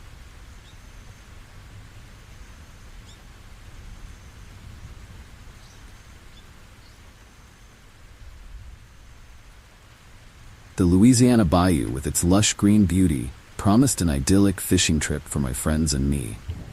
We loaded up the boat with gear, eager for a peaceful escape from the hustle and bustle of city life. The water was calm, and the air was thick with the scent of cypress trees and moss. Our guide, a local named Marcus, seemed friendly enough, the deep knowledge of the bayou's hidden gems. But as the sun dipped below the horizon, the atmosphere turned chilling. Marcus's demeanor shifted from welcoming to unsettling. His eyes, once warm, now held a haunting glint. He steered the boat deeper into the bayou, far from familiar territory. The eerie silence was broken only by the distant calls of wildlife, adding to the sense of isolation. We exchanged uneasy glances, the excitement of the day giving way to a growing sense of dread. Something was wrong, but we were too far in to turn back now. As darkness enveloped us, Marcus began telling stories of old bayou legends, tales of spirits and sacrifices that sent shivers down our spine. His voice took on a sinister tone, and the shadows cast by the boat's lantern danced menacingly around us. We laughed nervously, trying to shake off the eerie feeling. But the laughter died quickly when Marcus's stories turned personal, describing rituals he claimed to have witnessed firsthand. Our unease turned to fear when Marcus stopped the boat at a secluded spot, surrounded by dense, twisted trees. He insisted this was the best fishing spot, but his intentions felt far from genuine. The air was thick with tension as he handed us fishing rods, his gaze never leaving us. My heart pounded, and I could see the same fear mirrored in my friend's eyes. We were trapped, far from help, with a man who seemed increasingly unstable. Then, Marcus pulled out a large, rusted knife, claiming it was for cutting bait. But his menacing grin told a different story. The sight of the blade sent a chill down my spine. Panic surged through me as I realized we needed to get out of there, fast. We tried to play along, acting calm while planning our escape. But Marcus seemed to sense our fear, his demeanor growing more threatening by the minute. In a sudden, horrifying move, Marcus grabbed one of my friends and held the knife to his throat. He spoke of sacrifices to the spirits of the bayou, eyes wild with a chilling intensity. We were frozen in fear, unsure of how to react without escalating the situation. The air was thick with tension, and every second felt like an eternity. The realization that we were in real danger hit us like a tidal wave. Desperation fueled our actions. One friend lunged at Marcus, knocking the knife from his hand while another tackled him to the ground.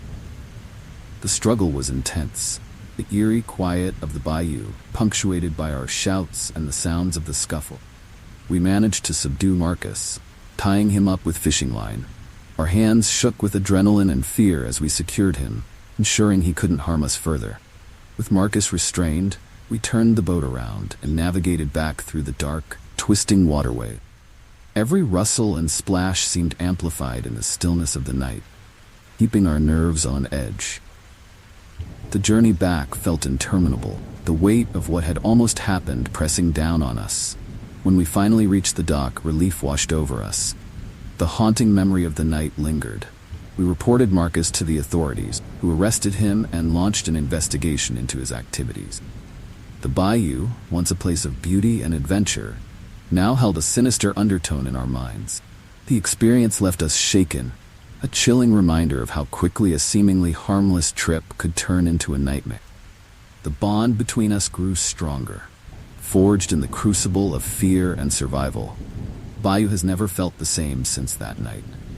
The lush greenery and tranquil waters now conceal a haunting memory that surfaces every time we think about fishing trips. The experience taught us to be more cautious, trust our instincts, and to never take safety for granted. And though we've moved on, the eerie tales of the bayou and the nightmare we endured will forever be etched in our minds.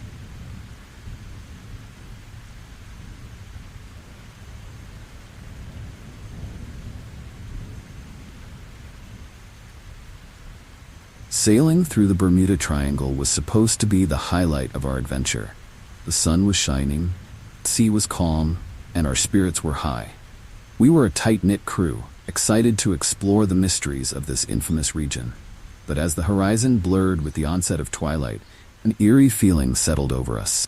The air grew thick, and the once calm sea seemed to churn with a haunting energy. We spotted it just as the last rays of the sun disappeared, the silhouette of a massive, dilapidated ship emerging from the mist. At first, we thought it was a mirage. Closer we got, the more real it became. Its tattered sails flapped in the wind, and the hull groaned as if in pain. The sight was chilling, like something out of a ghost story.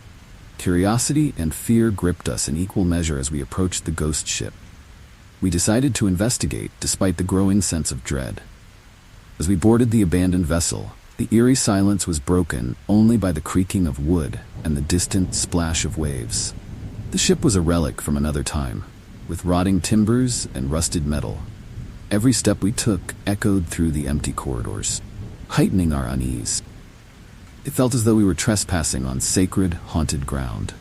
Our exploration led us to the captain's quarters, where we found a journal detailing the ship's last voyage. Entries were frantic, filled with tales of strange sightings and supernatural occurrences. The final entry spoke of a curse, warning anyone who dared to board the ship. Cold shiver ran down my spine as I read the haunting words. The sense of impending doom was palpable, and we knew we had to leave. As we made our way back to our boat, a thick fog rolled in, swallowing the ship and the surrounding sea. Visibility dropped to near zero, and panic set in. Eerie atmosphere grew more oppressive with each passing second. We could hear whispers in the wind, indistinct voices that seemed to come from nowhere and everywhere at once. It felt like the ship was alive, its ghostly inhabitants watching our every move. We finally reached our boat, but the nightmare was far from over. The fog enveloped us, and the compass spun wildly, rendering navigation impossible. We were trapped in a supernatural vortex, with no sense of direction or time. The sea, once our ally, had turned against us. Desperation and fear clawed at our minds as we struggled to find a way out. The ghost ship's curse seemed to tighten its grip on us with every passing minute. Then, out of the fog, a glowing figure appeared on our deck. A spectral sailor with hollow eyes and a haunting presence. He spoke in a voice that echoed through the mist, warning us of the curse and urging us to leave before it was too late. His words were both a warning and a guide, offering us a chance to escape the Bermuda Triangle's grasp. We listened, our fear giving way to determination. Following the spectral sailor's instructions, we steered our boat towards a distant, barely visible light. The fog began to thin, and the whispers faded into the background. The compass steadied, pointing us in the right direction. Hope rekindled as we sailed towards the light, leaving the haunted waters behind. The sense of relief was overwhelming, but the haunting memories of the ghost ship lingered. We finally broke free from the Bermuda Triangle, the open sea stretching out before us like a promise of safety. The ordeal had shaken us to our core. Chilling reminder, the mysterious and deadly forces that lurk in the world. The experience bonded us even more, as we had faced a supernatural terror and survived. The ghost ship and its eerie crew would forever haunt our dreams, a chilling memory of the terror we escaped. As we docked at the nearest port, we were greeted with incredulous stares and hushed whispers. Our story spread quickly, and the locals treated us with a mix of awe and suspicion. The Bermuda Triangle's legends had claimed many, but we had returned to tell the tale. The adventure had changed us, deepening our respect for the sea and its secrets. We vowed to never forget the lessons learned and the horrors faced. Every time we set sail now, the memory of that chilling encounter stays with us. The open sea, once a symbol of freedom, now holds an eerie undertone. The ghost ship's curse had left its mark on us, a reminder of the supernatural forces that lie beyond our understanding. But it also taught us resilience and the strength of the human spirit. And though the Bermuda Triangle remains a mystery, we navigate its waters with caution and reverence.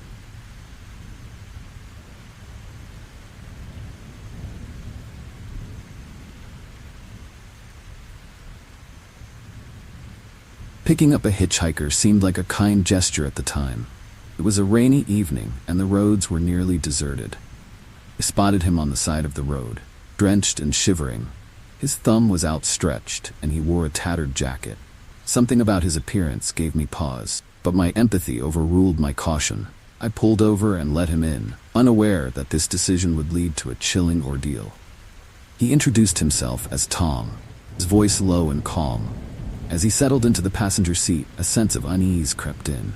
The rain pounded against the windshield, and the wipers struggled to keep up. We made small talk, but his answers were vague and unsettling. He avoided eye contact, staring straight ahead with a haunting intensity. Air grew thick with tension, and I began to regret my decision. Miles passed, and the conversation died out, replaced by an eerie silence.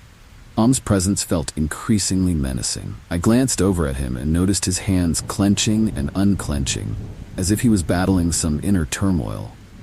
My grip on the steering wheel tightened, and I considered finding an excuse to drop him off.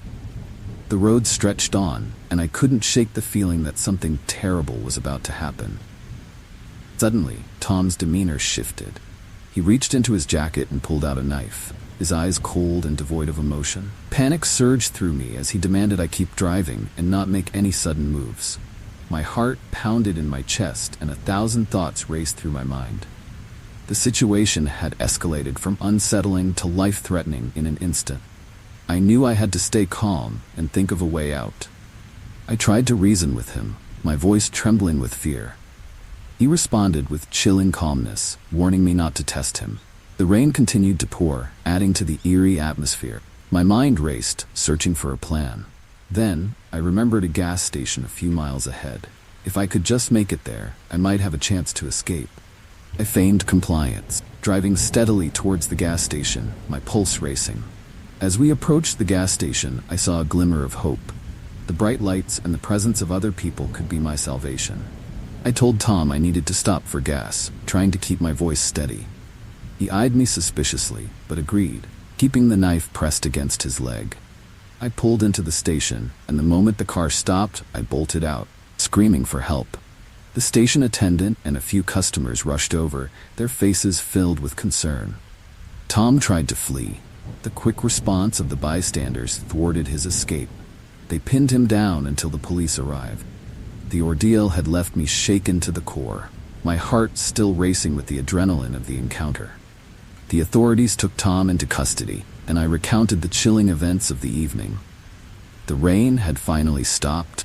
The sense of dread lingered. In the days that followed, I struggled to shake off the haunting memory.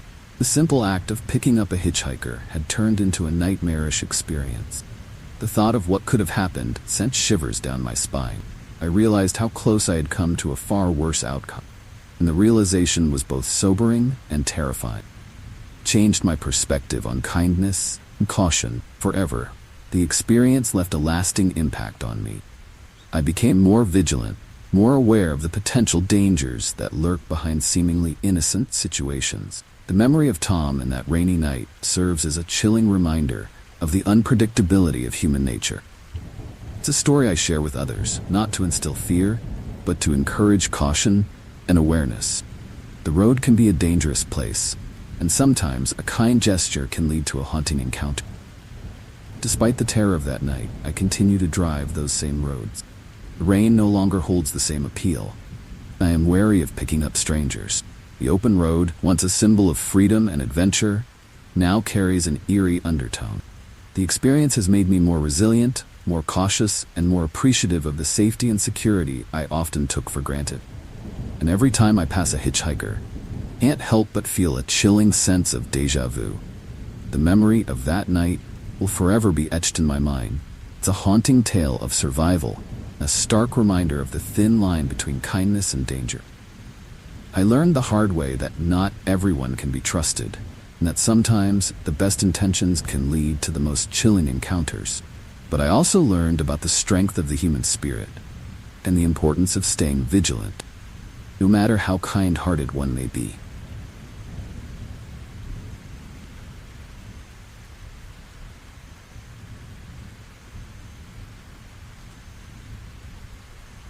The lake had always been our sanctuary, a place where my partner and I could escape the chaos of daily life. We loved the tranquility of the water, the way the sun shimmered on its surface, and the sense of peace it brought us. That afternoon was no different. We set out in our small boat, eager to enjoy a quiet day of fishing and relaxation. Little did we know, chilling adventure awaited us. As we drifted towards the center of the lake, we noticed another boat in the distance. First, it seemed innocuous, just another couple enjoying the serene environment. But soon, it became clear they had other intentions. The boat began to follow us, maintaining a distance that was close enough to be unsettling. An eerie feeling settled over us, and we exchanged worried glances, unsure of what to do next. We tried to ignore them, hoping they would lose interest and leave us alone. But the boat continued to shadow us, matching our every move.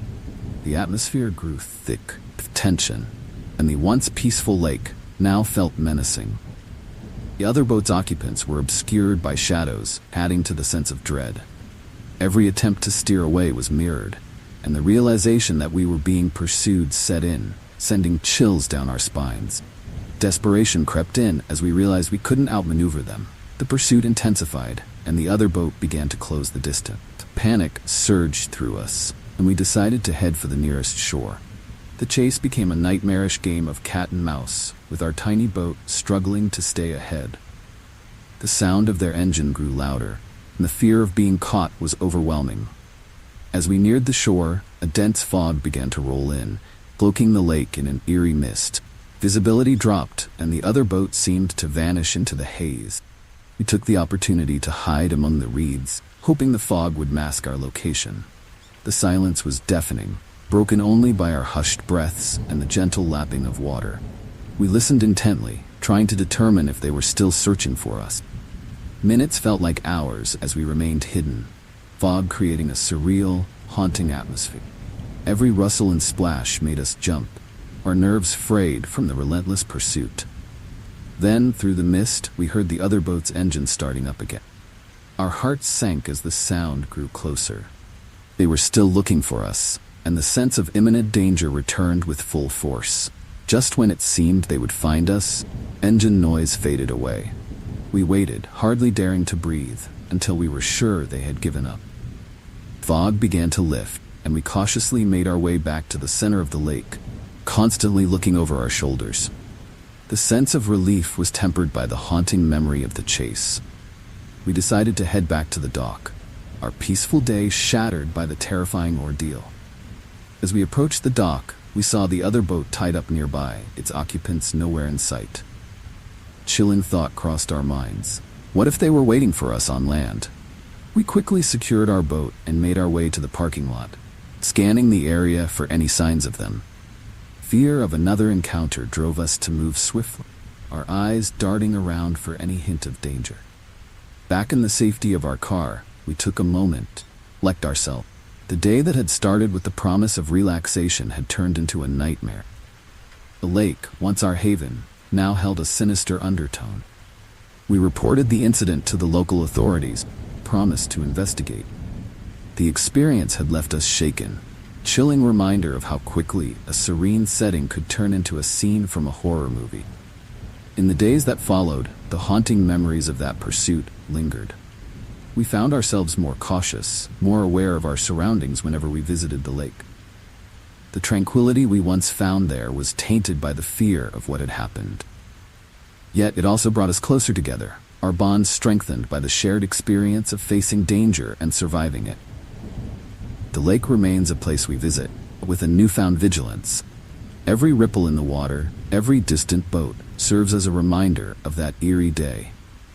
We've learned to appreciate the peaceful moments more, knowing how easily they can be disrupted. And though the memory of that pursuit still chills us, it has also taught us resilience and the importance of staying aware and prepared for anything.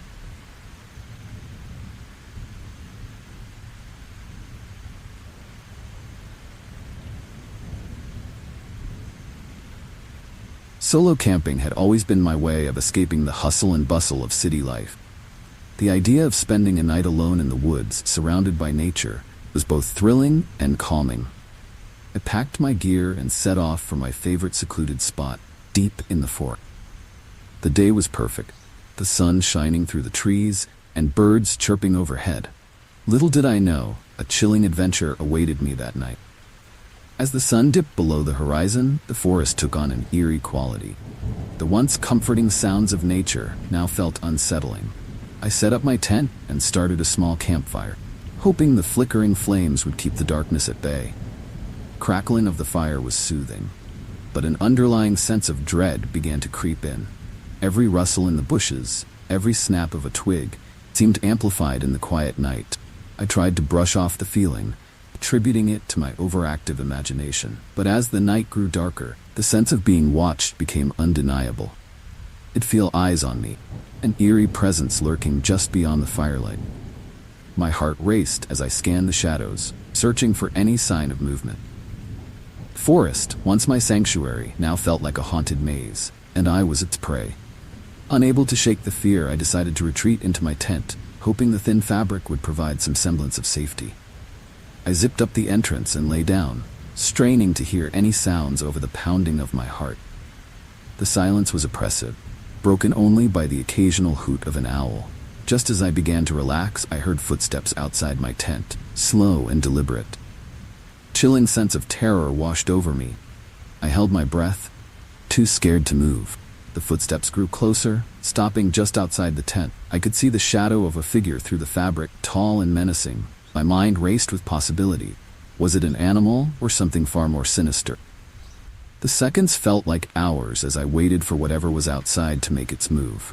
The tension was unbearable, and I knew I had to do something. Summoning all my courage, I grabbed a flashlight and unzipped the tent just enough to peek outside. The beam of light cut through the darkness, but there was no one there. The relief was short-lived, as the eerie feeling of being watched persisted. I stepped out of the tent, my flashlight scanning the surrounding trees. The forest was silent, too silent, as if it were holding its breath. I decided to stoke the campfire, hoping the flames would keep any potential threats at bay. As I gathered more wood, I noticed something chilling. A series of footprints leading away from my campsite. They were fresh and too large to be an animal's. My pulse quickened as I realized someone had been watching me. I knew I couldn't stay there any longer. I had to leave before they came back. Packing up my gear as quickly and quietly as possible, I extinguished the fire and started hiking back towards my car. The path was shrouded in darkness, and every step felt like a gamble. My flashlight flickered, adding to the eerie atmosphere. I could hear my own breathing, loud and ragged, and every now and then the snap of a twig would send my heart racing. The sense of being followed was overwhelming. After what felt like an eternity, I finally reached my car. The relief was immense as I locked the doors and started the engine. The drive back was a blur, my mind replaying the chilling events of the night. Once home, I couldn't shake the haunting feeling of being watched.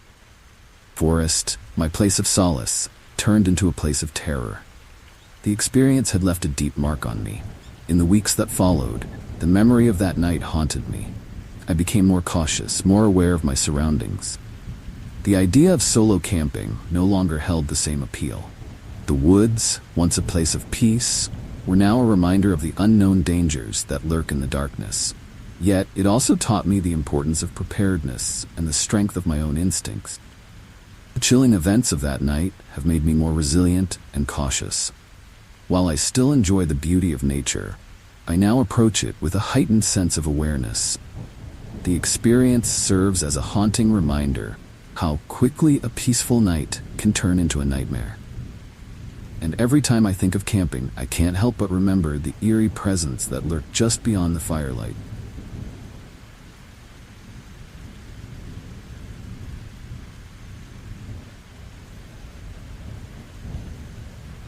Driving through the desert at night had always been an exhilarating experience for me. The vast, open expanse, the clear night sky filled with stars, and the quiet solitude were all part of the adventure. On this particular night, I was making my way through a stretch of highway that cut through the heart of the desert. The headlights of my car carved a path through the darkness, and the radio played softly in the background. It felt peaceful, but that peace was soon shattered. I first noticed the truck in my rearview mirror, its headlights appearing out of nowhere. At first, I thought nothing of it, assuming it was just another traveler on this lonely road. But as the minutes passed, the truck drew closer, its presence becoming increasingly menacing. The eerie feeling of being followed crept over me, and I began to wonder why the truck was maintaining such a close distance. The truck's headlights loomed larger in my rearview mirror, casting an eerie glow inside my car. I tried to shake off the unease, telling myself it was just a coincidence. But the driver matched my speed with unsettling precision, mirroring every acceleration and deceleration. The vast desert landscape offered no escape, and the sense of being hunted intensified with each passing mile. My heart raced as the reality of the situation sank in. In a desperate attempt to lose the truck, I took the next exit, a narrow, winding road that led deeper into the desert. The truck followed, its headlights unwavering. The isolation of the desert now felt suffocating, the darkness pressing in on all sides. I could feel the tension mounting, each twist and turn of the road heightening my fear.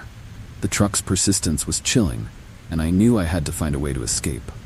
As the road narrowed, I spotted a faint light in the distance, an old gas station, a beacon of hope in the desolate landscape. I floored the gas pedal, praying the truck would give up the chase. The gas station appeared closer, its neon sign flickering in the darkness. Relief washed over me as I pulled in, truck finally falling back. I parked and rushed inside, my heart pounding in my chest. The eerie silence of the desert was replaced by the fluorescent hum of the gas station lights. The attendant, an older man with a weathered face, noticed my distress and asked if everything was all right. I explained the situation, my voice trembling with fear. He assured me that I was safe here and offered me a seat behind the counter. I watched through the window as the truck idled at the entrance, its headlights glaring like predatory eyes. The sense of being hunted had not dissipated, and I felt trapped. Minutes felt like hours as I waited, hoping the truck would leave. The gas station, once a place of refuge, now felt like a prison. The attendant called the local sheriff, explaining the situation. The truck eventually pulled away, disappearing into the darkness of the desert. The sense of relief was overwhelming, but the haunting fear lingered. The sheriff arrived, took my statement, and assured me they would patrol the area. Driving back, the vast expanse of the desert felt different. The open road, once a symbol of freedom, now seemed eerie and ominous. The memory of the truck's headlights, the relentless pursuit, and the feeling of being stalked haunted me. Every shadow and every distant light made my heart race, a chilling reminder of the night's events. I couldn't shake the fear that the truck might return. In the days that followed, the desert no longer held the same allure. The experience had left a mark on me, a chilling reminder of how quickly an adventure could turn into a nightmare. I became more cautious, more aware of my surroundings. The open road, once inviting, now seemed fraught with hidden dangers. The desert had shown me its darker side, and I couldn't forget it. Despite the terror of that night, I continued to drive those desert highways. The vastness, the solitude, and the beauty of the desert still called to me. But now, I traveled with a heightened sense of awareness, always on guard. The memory of the desert stalker stayed with me, a haunting tale that I would carry forever. It had taught me resilience and the importance of trust in my instinct. Every journey through the desert now carries a hint of that night. Stars, the open road, and the silence all hold a different meaning. The experience had changed me, deepening my respect for the vast, untamed landscape. The chilling encounter had tested my courage and my resolve, and while it had left me shaken, it had also made me stronger. The desert, with all its beauty and danger, would always be a part of me.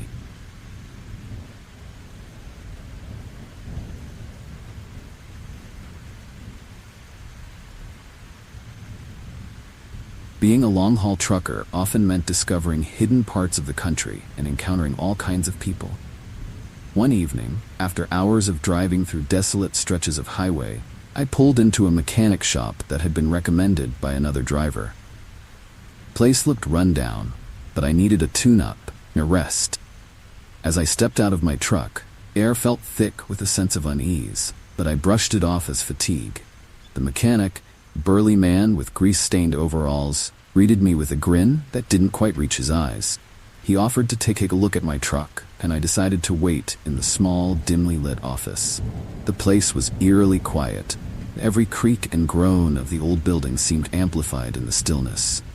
I settled into a worn-out chair, trying to relax, but an unsettling feeling gnawed at me. As I waited, I noticed something peculiar. Faint, metallic smell that seemed out of place. Curiosity piqued, I decided to explore the back of the shop.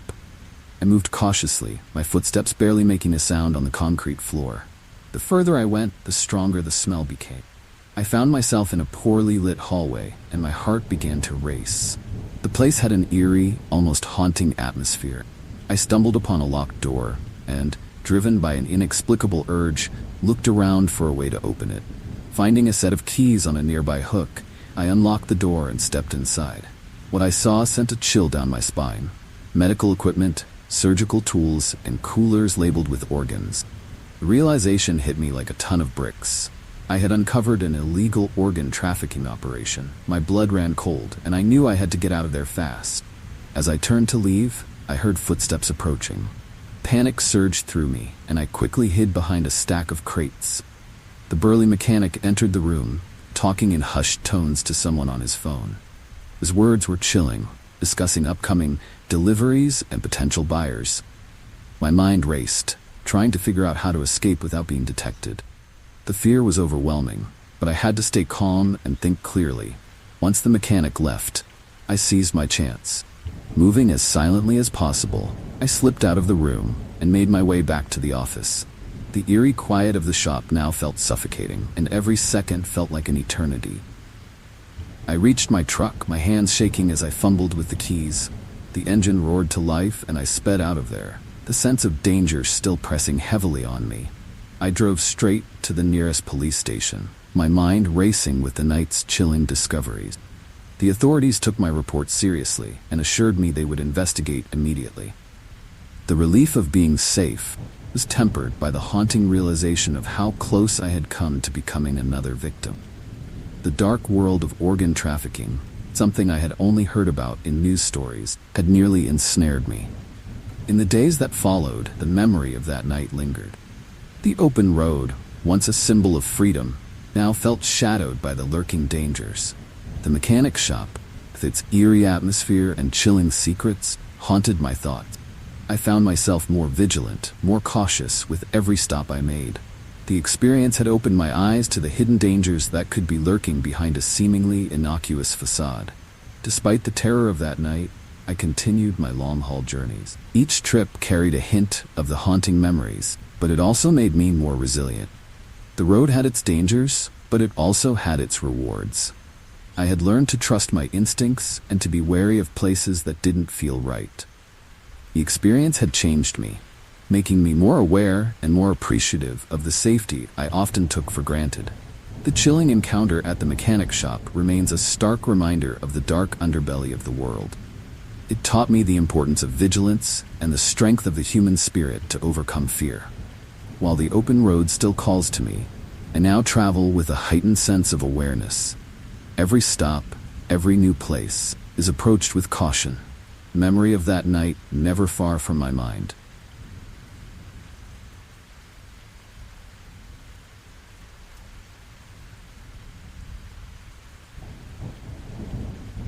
Driving through the night had always been a peaceful escape for me.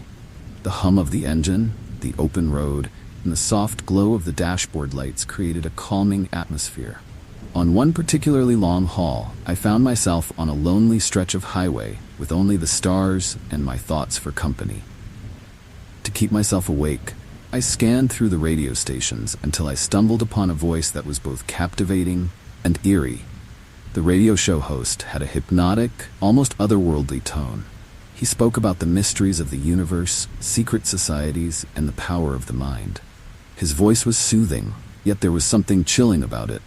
Couldn't turn it off. As I listened, a strange sense of calm washed over me, lulling me into a trance-like state. The road seemed to blur, and time lost its meaning. The host's words felt like they were sinking into my subconscious. Hours passed, or maybe just minutes. I couldn't tell. The host began giving instructions, suggesting actions that felt both compelling and unsettling. He spoke of freeing oneself from the mundane and embracing a higher purpose, but his words were laced with darker undertone. My hands gripped the steering wheel tightly as I fought to stay in control. The sense of unease grew, but the hypnotic pull of his voice was overpowering. Suddenly, the host mentioned a location, a deserted rest stop just off the highway. He described it in such detail that I felt an irresistible urge to find it.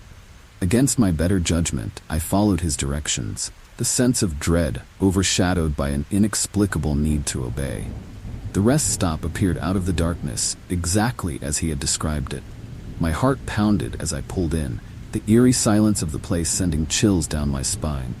I stepped out of the truck, old night air snapping me back to reality for a moment. The rest stop was abandoned, structures worn and decayed.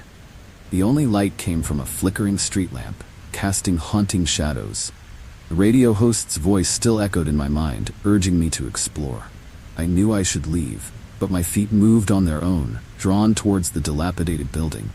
Inside, the atmosphere was thick with an unsettling presence. The air was musty, and the floorboards creaked under my weight. I felt like I was being watched, the shadows dancing on the walls. The host's voice, now just a whisper in my mind, guided me through the dark corridors. Each step felt like a step closer to something sinister. The sense of impending doom was overwhelming, but I couldn't stop.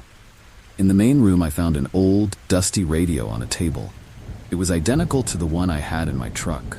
The realization hit me like a tidal wave. The radio show was a trap, a way to lure unsuspecting travelers. My pulse quickened, and I knew I had to get out. The air felt thick, almost suffocating, as I turned to leave. The door creaked open slowly, and I felt a cold breeze brush past me, sending shivers down my spine. Back in the truck, I turned off the radio, breaking free from the hypnotic spell. The silence was deafening, but it was a relief. My hands trembled as I started the engine, desperate to put distance between myself and that eerie rest stop.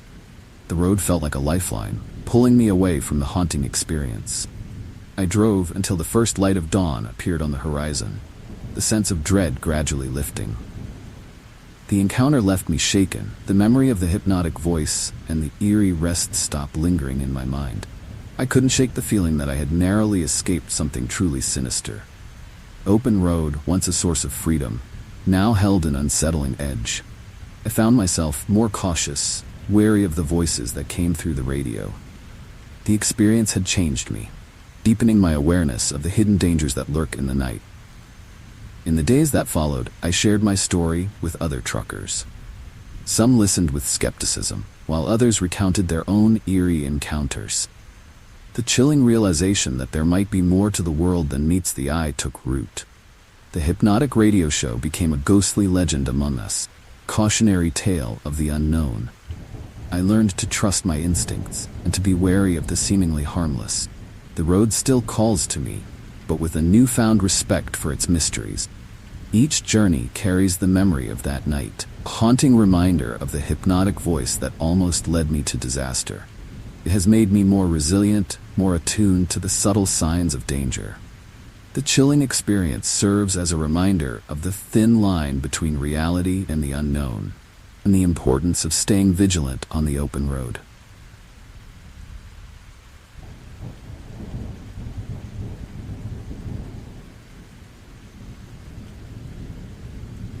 Running had always been my escape from the stresses of everyday life. Feeling of the wind against my face and the rhythm of my footsteps on the trail gave me a sense of freedom. One evening, I decided to take a different route through a wooded area, hoping for a bit of adventure.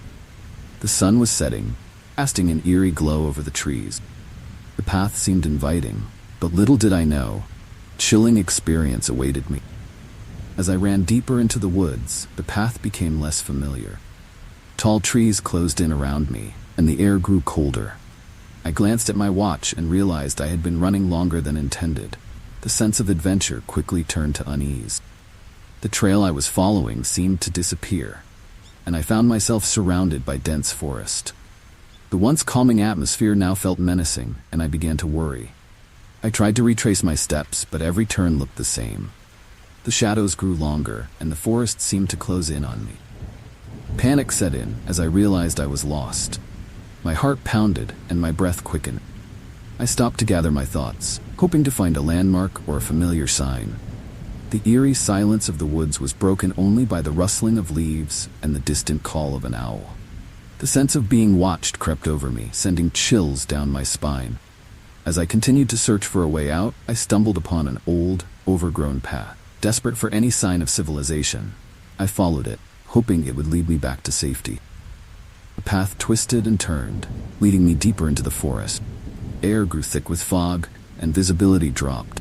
Every step felt like a gamble, and the sense of being watched intensified. My imagination ran wild with thoughts of what could be lurking in the shadows.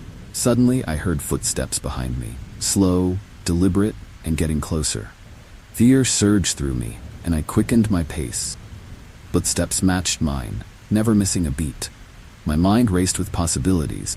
Was it an animal, or something more sinister? I glanced over my shoulder but saw nothing. The eerie feeling of being pursued was overwhelming, and I knew I had to keep moving. The path led me to a clearing with an old, abandoned cabin in the center. The sight of it was both a relief and a cause for concern. The cabin looked like it hadn't been used in years, its windows boarded up and the door hanging off its hinges. I hesitated for a moment, but the sound of footsteps behind me pushed me forward. I approached the cabin, hoping to find a place to hide, or better yet, a way to call for help. Inside, the cabin was dark and musty. Cobwebs hung from the ceiling, and the floor was covered in dust. The eerie atmosphere was suffocating, but it felt safer than being out in the open. I found an old lantern and lit it, flickering light casting haunting shadows on the walls. Took a deep breath and tried to calm my racing heart. The sense of being watched had not diminished, and every creak of the cabin sent shiver. As I searched the cabin, I found an old, tattered map of the forest. It was faded and difficult to read, but it gave me a glimmer of hope. I studied it carefully, trying to figure out my location and the best route back to safety. The sound of footsteps outside grew louder, and I knew I had to act fast. The eerie feeling of being pursued was suffocating, and I couldn't shake the sense of impending danger. I decided to make a run for it, using the map as my guide. I took one last look around the cabin, then bolted out the door, heading in the direction I hoped would lead me home. Footsteps followed, relentless and unnerving. My breath came in ragged gasps as I pushed myself to run faster. The forest seemed to stretch on forever, the trees closing in around me. The sense of being hunted was overpowering, but I refused to give up. Finally, after what felt like an eternity, I saw the edge of the forest. The sight of the open road was a beacon of hope. I sprinted towards it, my heart pounding with a mix of fear and relief. As I burst out of the woods, the footsteps ceased, and the eerie feeling lifted. I collapsed on the side of the road, gasping for breath. The sense of safety was overwhelming. A haunting memory of the pursuit lingered.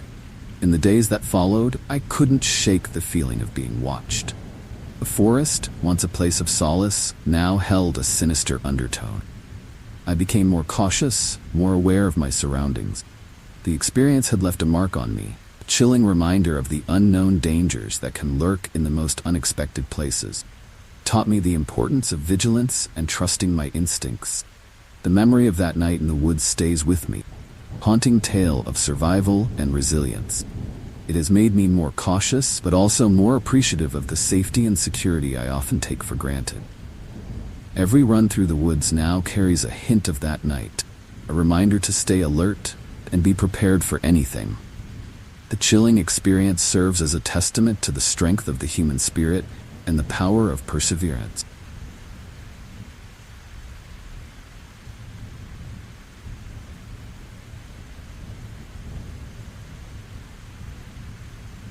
Hitchhiking across Europe had always been a dream of mine.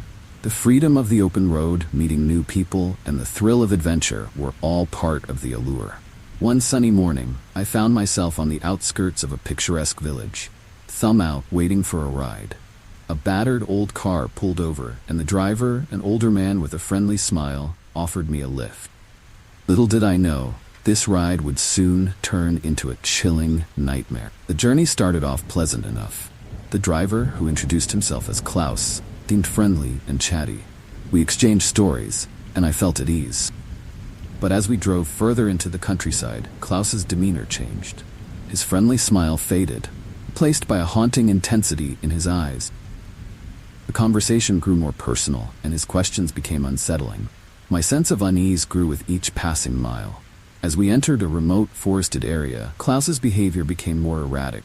He started driving faster, ignoring my nervous attempts to steer the conversation back to safer topics. The trees closed in around us, casting eerie shadows on the road. I could feel the tension building, and my heart raced with fear. I knew I had to find a way out, but we were miles from the nearest town. The once charming ride had taken a sinister turn. Klaus suddenly pulled over to the side of the road, his face twisted with a menacing grin. He locked the doors and turned to me, his intentions now terrifyingly clear. My mind raced, searching for a way to escape. Just as he lunged towards me, a pair of headlights appeared in the distance. I seized the moment, screaming for help and banging on the window. The approaching car slowed down, and I saw a group of people inside, their faces filled with concern. The car skidded to a halt, and the passengers jumped out, rushing to my aid. Klaus, realizing he was outnumbered, fumbled with the locks, but it was too late. The Good Samaritans pried the door open and pulled me out, shielding me from Klaus's grasp. My heart was pounding, and I could barely catch my breath. The eerie silence of the forest was replaced by the comforting sounds of my rescuers' voices, assuring me I was safe. The police arrived shortly after, arresting Klaus and taking our statements. The officers commended the quick actions of my rescuers who had likely saved my life. As I sat in the back of the patrol car, the reality of what had just happened began to sink in. The open road, once a symbol of freedom and adventure, now held a haunting memory of terror. I knew I had narrowly escaped a horrifying fate. In the days that followed, the experience left me shaken. I couldn't shake the image of Klaus's menacing grin and the feeling of being trapped. The once exhilarating idea of hitchhiking now seemed fraught with danger.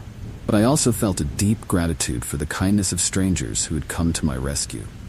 Their bravery had restored my faith in humanity, even in the face of such a chilling encounter. Despite the trauma, I continued my journey across Europe, but with a newfound caution. The memory of that night remained with me, a constant reminder to trust my instincts and be wary of the unknown. I shared my story with fellow travelers, hoping to raise awareness and encourage vigilance. The open road still called to me, but I approached it with a heightened sense of awareness and respect, the potential dangers. The experience taught me valuable lessons about trust and the human spirit. It showed me that even in the darkest moments, there can be light. The haunting memory of that night served as a reminder of both the risks and rewards of travel. It made me more resilient and more appreciative of the kindness of strangers. And though the road still held its mysteries, I was better prepared to face them. Every journey now carries a hint of that night, a reminder to stay alert and trust my instinct. The open road, with all its beauty and unpredictability, continues to be a source of adventure. But the chilling encounter with Klaus remains etched in my memory, a testament to the strength of the human spirit and the power of perseverance. It's a story I carry with me, part of my journey and a lesson in survival.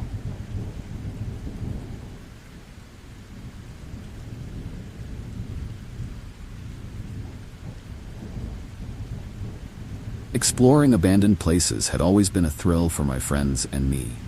That summer, we decided to venture into an old mine shaft we'd heard about, tucked away in the hills. The air was cool and the sky overcast as we made our way to the entrance, our excitement tinged with a sense of foreboding. The mine's dark maw loomed before us, and with flashlights in hand, we stepped into the chilling darkness, unaware of the horrors that awaited us. The mine was a labyrinth of tunnels, each one more eerie than the last. Our voices echoed off the damp walls, creating an unsettling ambience. As we ventured deeper, the light from the entrance faded, replaced by the flickering beams of our flashlight. The air grew colder, and the oppressive silence was broken only by the distant drip of water. Despite the eerie atmosphere, we pressed on, driven by curiosity and a thirst for adventure. We stumbled upon an old elevator shaft, its rusted doors partially open. Intrigued, we peered inside and decided to explore further. The shaft led us to a lower level, even more decayed and haunting. The walls were lined with abandoned equipment and the remnants of a bygone era. It felt like stepping back in time. The sense of unease grew stronger. Something about this place felt wrong, as if we were intruding on a forbidden secret. As we turned a corner, we heard a faint noise, a muffled cry for help. Our hearts raced as we followed the sound, leading us to a locked metal door. We pried it open and found a woman, bound and gagged, eyes wide with fear. She had been kidnapped and left to die in the mine. The realization of what we had stumbled upon was chilling. We quickly freed her, our minds racing with thoughts of who had done this and if they were still nearby. With the woman in tow, we hurried back towards the entrance, the weight of our discovery pressing heavily on us. The once thrilling exploration had turned into a desperate race against time. As we navigated the labyrinthine tunnels, we heard footsteps behind us. Heavy, deliberate, and getting closer. Panic set in, and we quickened our pace, the sense of being hunted sending chills down our spine. We emerged into a large chamber, our flashlights flickering as we scanned for an exit. Footsteps grew louder, echoing ominously off the walls. In a moment of clarity, we spotted a narrow passageway and squeezed through, hoping it would lead us to safety. The woman clung to us, fear palpable. The passage was tight and claustrophobic. We pressed on, driven by the urgency to escape. The passage opened into another tunnel, and we saw a faint light ahead. Relief washed over us as we realized we were close to the exit. But just as we thought we were safe, a group of men appeared, blocking our path. Their expressions were menacing, and it was clear they were the captors. The situation seemed hopeless. Eerie darkness of the mine, now a backdrop to our impending doom.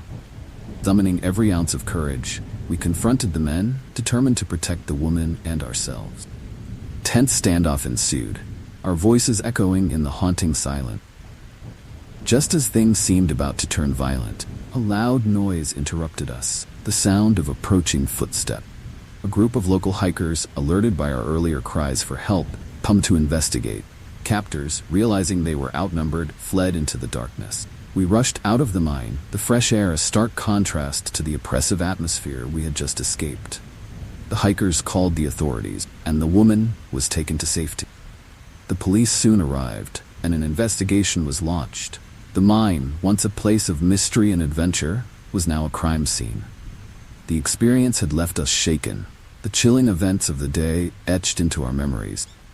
In the days that followed, we struggled to process what had happened. The sense of danger and the eerie atmosphere of the mine haunted our thoughts. We had set out in search of adventure and stumbled upon a terrifying reality.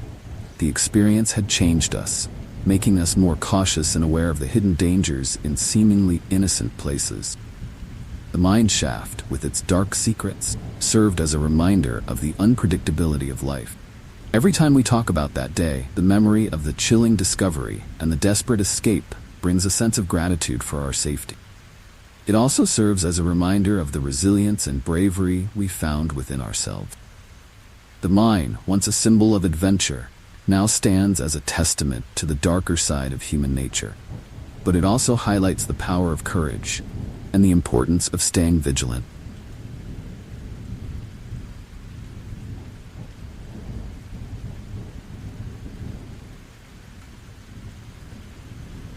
Camping in the wilderness was supposed to be a relaxing escape from the daily grind. My friends and I had chosen a secluded spot deep in the forest, far from civilization. The days were filled with hiking and exploring, while the nights were spent around a campfire, sharing stories under the stars. One evening, as we sat by the fire, the sound of distant gunshots shattered the tranquility, sending chills down our spines. The gunshots were followed by the unmistakable sound of something large crashing through the underbrush. We exchanged worried glances, realizing that we were not alone. Our peaceful retreat had been invaded by poachers. The realization was chilling, and a sense of urgency took hold. We knew we had to get out of there, but the darkness and unfamiliar terrain made it a daunting task. Eerie sounds of the forest now seemed more menacing. We quickly packed up our campsite, extinguishing the fire and gathering our belongings. The sense of danger was palpable, and we moved as silently as possible. The moon provided little light, casting haunting shadows on the forest floor. Every rustle and snap of a twig sent waves of fear through us. The poachers were getting closer, and we could hear their voices, rough and menacing. We needed to find a way to escape without being seen. As we navigated through the dense forest, we heard a low growl behind us. A group of poachers had set their dogs loose, and the animals were hot on our trail. Panic surged through us, and we quickened our pace, our breaths coming in ragged gasps. The dogs' barks echoed through the trees, growing louder with each passing moment. The once serene wilderness had transformed into a haunting maze, with danger lurking at every turn. We stumbled upon a narrow, rocky path that led to higher ground. The climb was steep and treacherous, but it offered a chance to escape the dogs. We scrambled up the rocks, our hearts pounding with fear and exertion. The sounds of the dogs and poachers grew fainter as we ascended, but the sense of urgency remained. We couldn't afford to stop or look back. The chilling reality of our situation drove us forward. At the top of the hill, we found a small cave, barely visible in the moonlight. It offered a temporary refuge, and we crawled inside, our bodies shaking with exhaustion and fear. The cave was damp and cold, but it felt like a sanctuary. We huddled together, trying to catch our breath and formulate a plan. The eerie silence was broken only by the distant howls of the dogs, reminding us that we were not yet safe. As dawn approached, the first light of day revealed a potential escape route. A narrow trail led away from the cave, winding through the forest and towards a nearby ranger station. We knew it was our best chance of survival.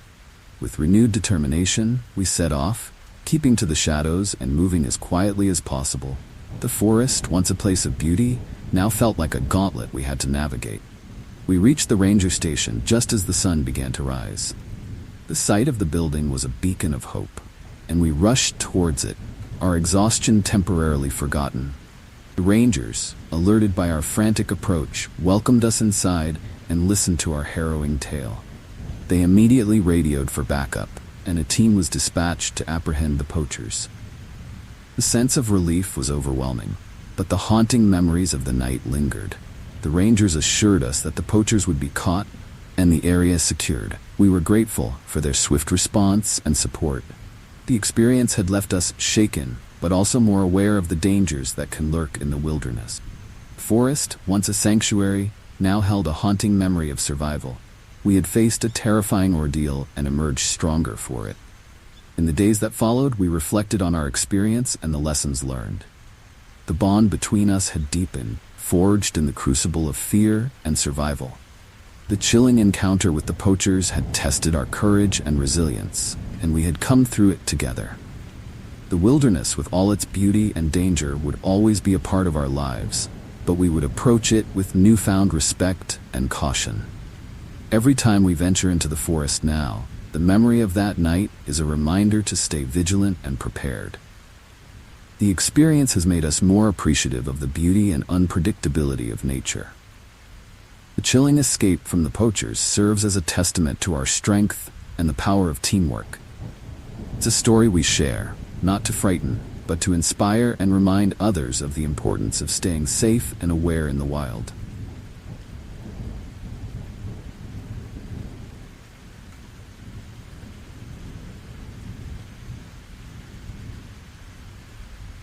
Working as a night security guard at the mall had always been a quiet, uneventful job.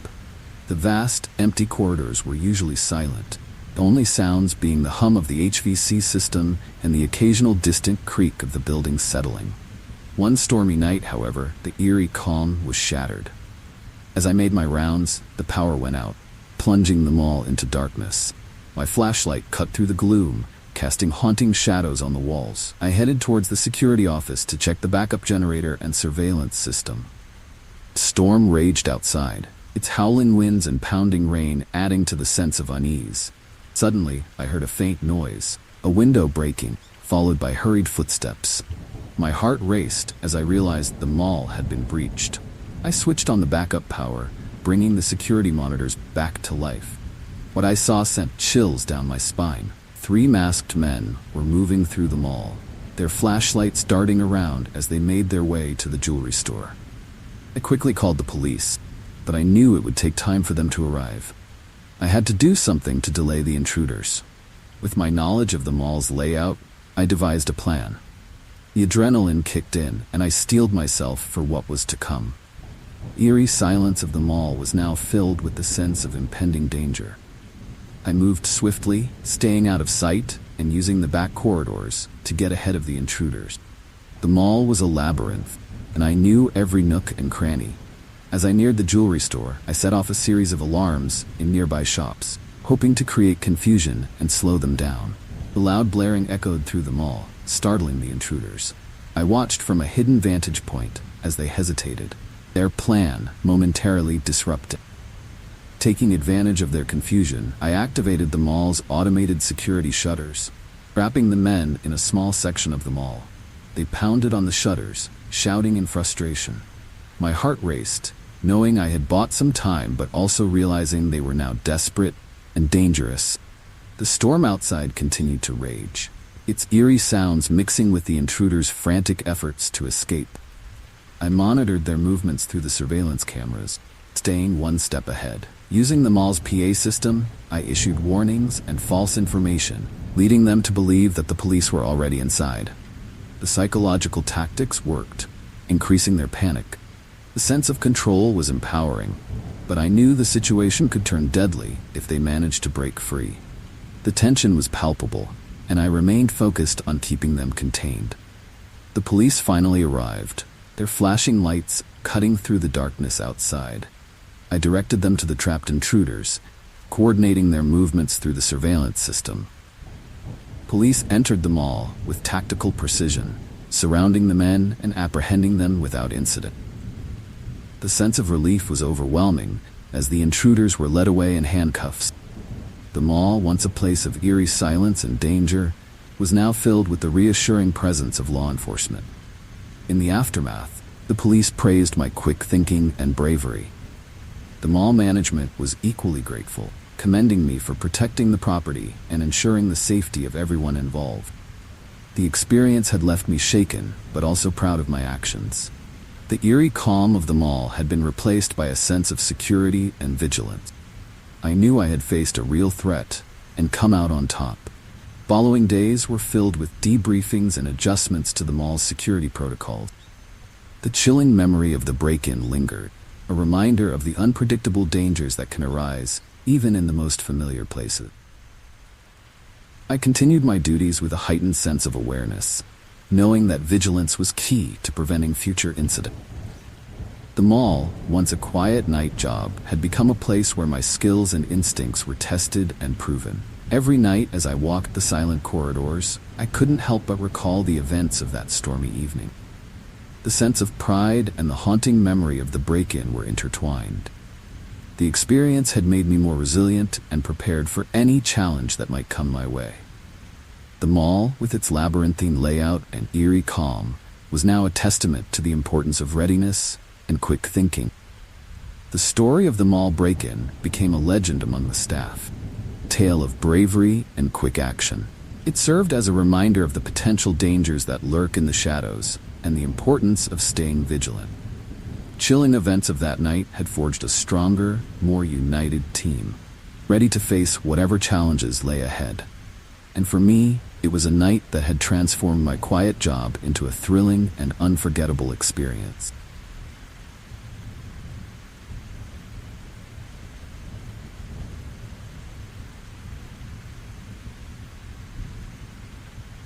Halloween parties had always been my favorite, and this year, the invitation to a lavish mansion party was too tempting to resist. The mansion, perched on a hill and shrouded in mystery, was said to have a chilling history. As I approached the grand entrance, flickering jack-o'-lanterns and eerie decorations set the perfect tone for a night of fun and fright. Little did I know, the evening would take a terrifying turn. The interior of the mansion was a spectacle of Halloween splendor. Costumed guests mingled, laughter echoing through the ornate halls. I wandered from room to room, admiring the detailed decor and enjoying the spooky ambiance. The atmosphere was electric, but an undercurrent of unease lingered. The mansion's eerie history seemed to seep into the very walls, creating a haunting backdrop for the festivities. As the night progressed, I joined a group of guests in the grand ballroom. The chandeliers cast an eerie glow, and the music added to the haunting atmosphere. It was then that I noticed a peculiar group of individuals who seemed out of place. They were dressed in plain clothes, their eyes darting around suspiciously. My curiosity piqued. I kept an eye on them, sensing something was off.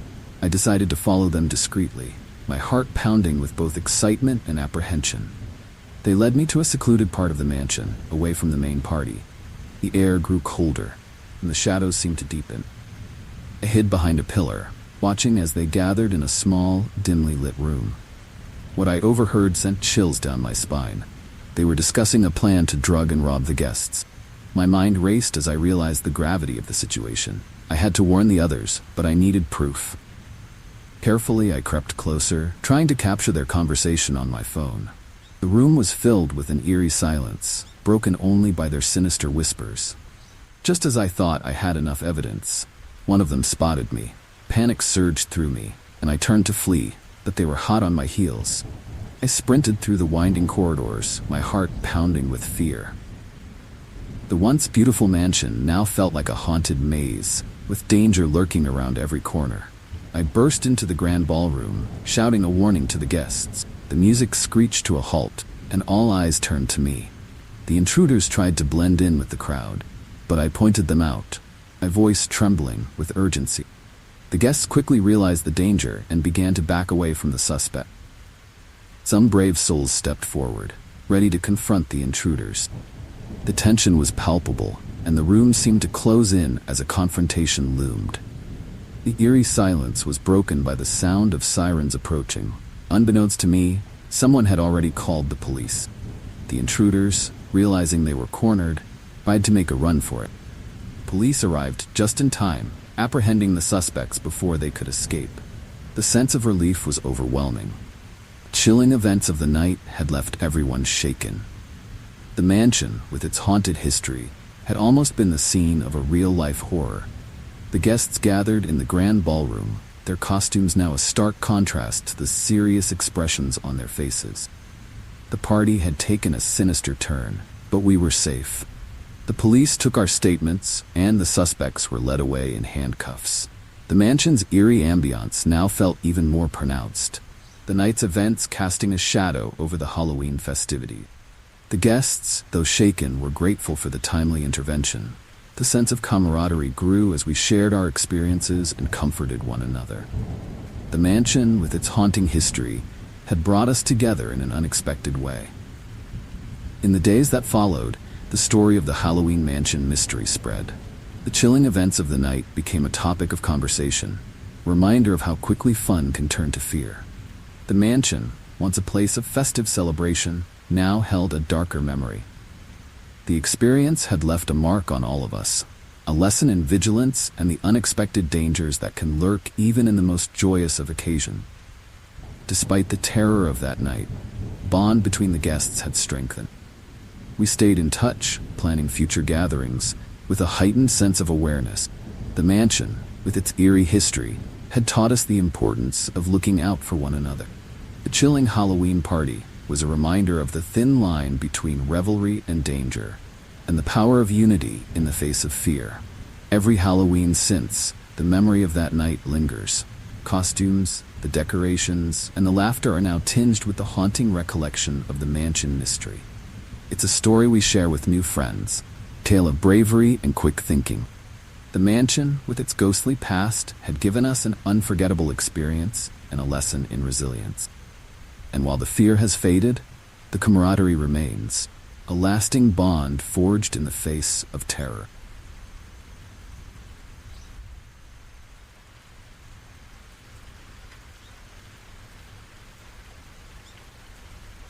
Traveling alone had always been my way of finding peace and quiet. One evening, after a long drive, I found myself in need of a place to stay. I stumbled upon a small, isolated motel off the beaten path. The neon sign flickered ominously, casting eerie shadows on the rundown building. Despite the unsettling atmosphere, exhaustion got the better of me, and I decided to check in for the night. Little did I know, a chilling encounter awaited me. The receptionist, a middle-aged man with a peculiar grin, handed me the key to room 13. The number itself felt like a bad omen, but I brushed off the thought. The room was musty and outdated, the dim lighting adding to its haunting vibe. As I unpacked, I couldn't shake the feeling of being watched. The silence was oppressive, broken only by the distant hum of the vending machine in the hallway. I decided to take a shower, hoping it would help me relax. The water was lukewarm, and the bathroom mirror was fogged up.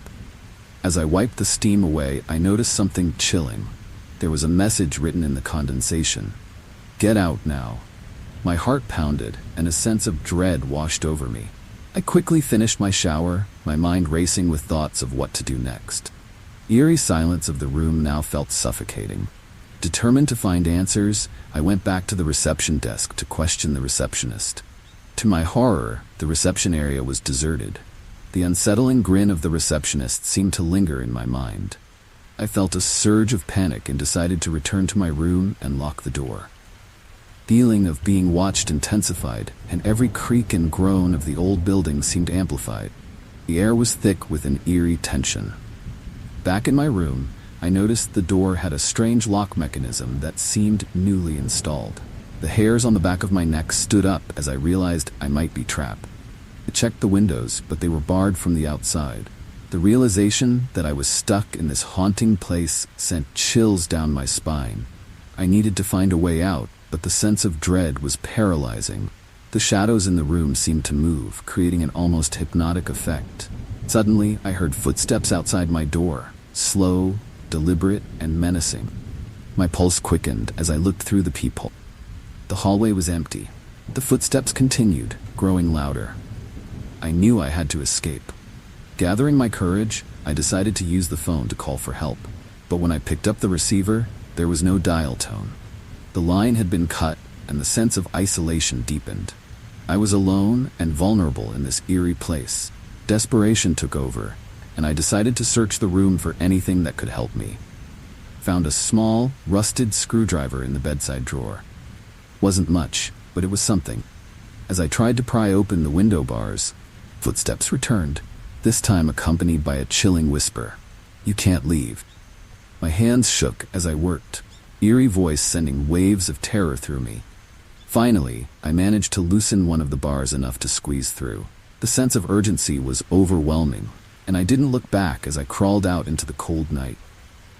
The motel, with its flickering neon sign, loomed behind me like a haunting specter. I ran to my car, my heart pounding with fear and relief. As I sped away, the eerie silhouette of the motel grew smaller in the rearview mirror. The sense of danger lingered. I drove straight to the nearest town and reported the incident to the local authority. They listened with skepticism, but agreed to investigate. The chilling experience had left me shaken, but I was grateful to have escaped. The isolated motel, with its eerie atmosphere and sinister secrets, was a place I would never forget. The memory of that night stayed with me, haunting reminder of the dangers that can hide behind a seemingly innocuous facade. In the days that followed, I couldn't shake the feeling of being watched. The sense of unease lingered, even in the safety of my home. The experience had changed me, making me more cautious and aware of my surroundings. The open road, once a symbol of freedom, now held a darker undertone. The motel, with its chilling atmosphere, had left a permanent mark on my psyche. Every time I travel now, I choose my accommodations with great care. The haunting memory of that isolated motel serves as a reminder of the unexpected dangers that can lurk in the most unlikely places.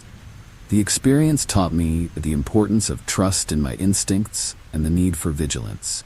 And though the fear has faded, the lesson remains. Always be prepared for the unexpected, even in the most familiar setting.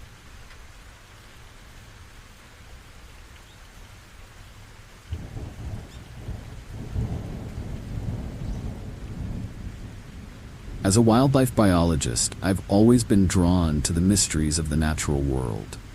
One autumn, I was conducting research in a remote forest known for its dense foliage and elusive wildlife. The air was crisp, and the leaves crunched underfoot as I trekked deeper into the woods. The beauty of the forest was breathtaking, but there was an eerie stillness that set my nerves on edge. Little did I know, this serene setting would soon turn into a chilling nightmare. My goal was to observe wolf behavior, and I had set up a small camp near a clearing where sightings were common. As dusk fell, the forest grew darker, and the sounds of nocturnal creatures began to emerge. I settled into my tent, my equipment ready for any activity. The night was calm. The sense of being watched was unsettling. Eerie silence outside only heightened my unease. Around midnight, I heard rustling in the bushes near my camp. I peered out, hoping to catch a glimpse of a wolf, but what I saw instead sent chills down my spine. A group of masked figures dressed in dark robes emerged from the shadows, moving silently and purposefully. My heart raced as I watched them gather in the clearing, forming a circle. The air grew colder, and the atmosphere turned hauntingly sinister. Curiosity mingled with fear as I observed the group from my hiding spot. They began a ritualistic chant, their voices low and melodic. In the center of the circle, they placed a large, ornate bowl filled with what appeared to be blood. The sight was chilling, and my mind raced with questions. What were they doing, and why here, in the depths of the forest? The eerie ceremony felt like a scene from a horror movie. The chanting grew louder, and the air seemed to vibrate with an otherworldly energy.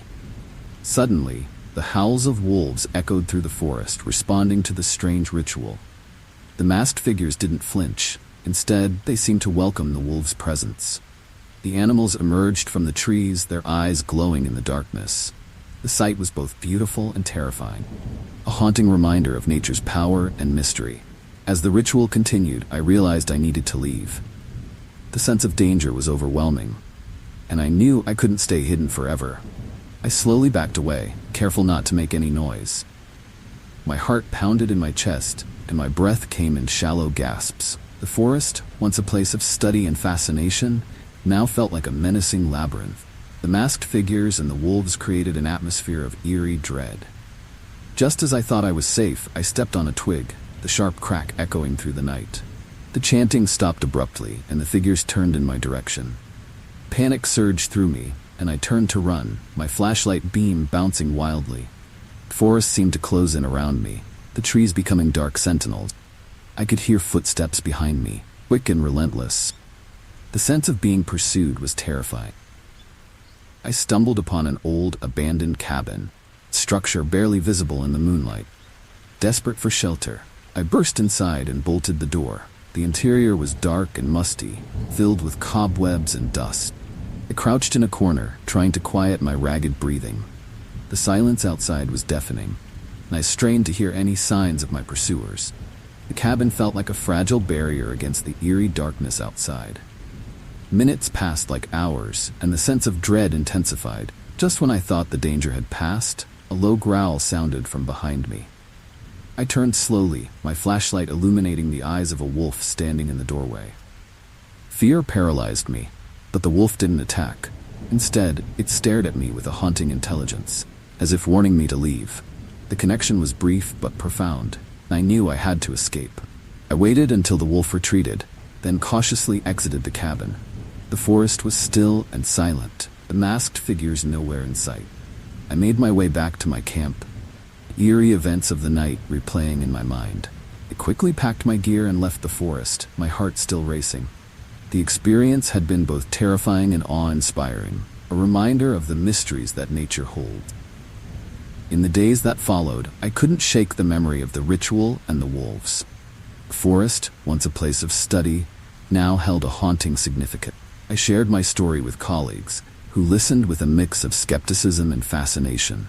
The chilling encounter had changed me, deepening my respect for the natural world and its hidden secrets. It was a reminder that some mysteries are best left undisturbed. Every time I venture into the forest now, the memory of that night lingers. A sense of wonder is tinged with caution, and the beauty of nature is accompanied by a respect for its darker side. The experience taught me the importance of vigilance and the power of intuition. And though the fear has faded, the lesson remains.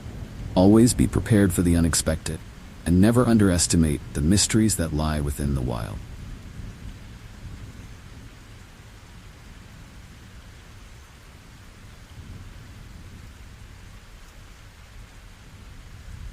Babysitting had always been an easy way for me to earn some extra cash. One Friday night, I was hired to watch over a young boy named Timmy in a quiet suburban neighborhood. The house was cozy, and Timmy's parents were friendly, leaving me with clear instructions and emergency contact. As they left, I settled in for what I thought would be a routine evening. Little did I know, the night would take a chilling turn. Timmy was a bright, energetic kid, and we spent the first few hours playing games and watching cartoons. As bedtime approached, I tucked him in and read him a story. The house grew quiet, the only sounds being the hum of the refrigerator and the occasional creak of the wooden floors. I made myself comfortable on the couch, scrolling through my phone, unaware of the eerie events about to unfold. Around 10 p.m., I received a friend request on social media from an unfamiliar account. Profile picture was blank, and the name didn't ring any bells. Curious, I accepted it, only to receive an immediate message. "I see you're having fun babysitting." My heart skipped a beat. How did this person know I was babysitting? The message felt like a chilling premonition, and I couldn't shake the feeling of being watched. I decided to ignore the message, hoping it was just a prank. But then another message popped up. "Timmy looks so peaceful when he's sleeping." Fear surged through me. I rushed to Timmy's room, heart pounding, to find him sound asleep. Unaware of the danger, I locked his door and returned to the living room, scanning the darkened windows for any sign of an intruder. The sense of dread was overwhelming. The messages continued, each one more disturbing than the last. They described my actions in real time, as if someone was watching me from the shadows. I called Timmy's parents. There was no answer. Panic set in, and I knew I had to call the police. As I dialed, another message appeared. "Police can't help you." Eerie certainty in the words sent chills down my spine, but I pressed on, determined to protect Timmy. The operator assured me that officers were on their way.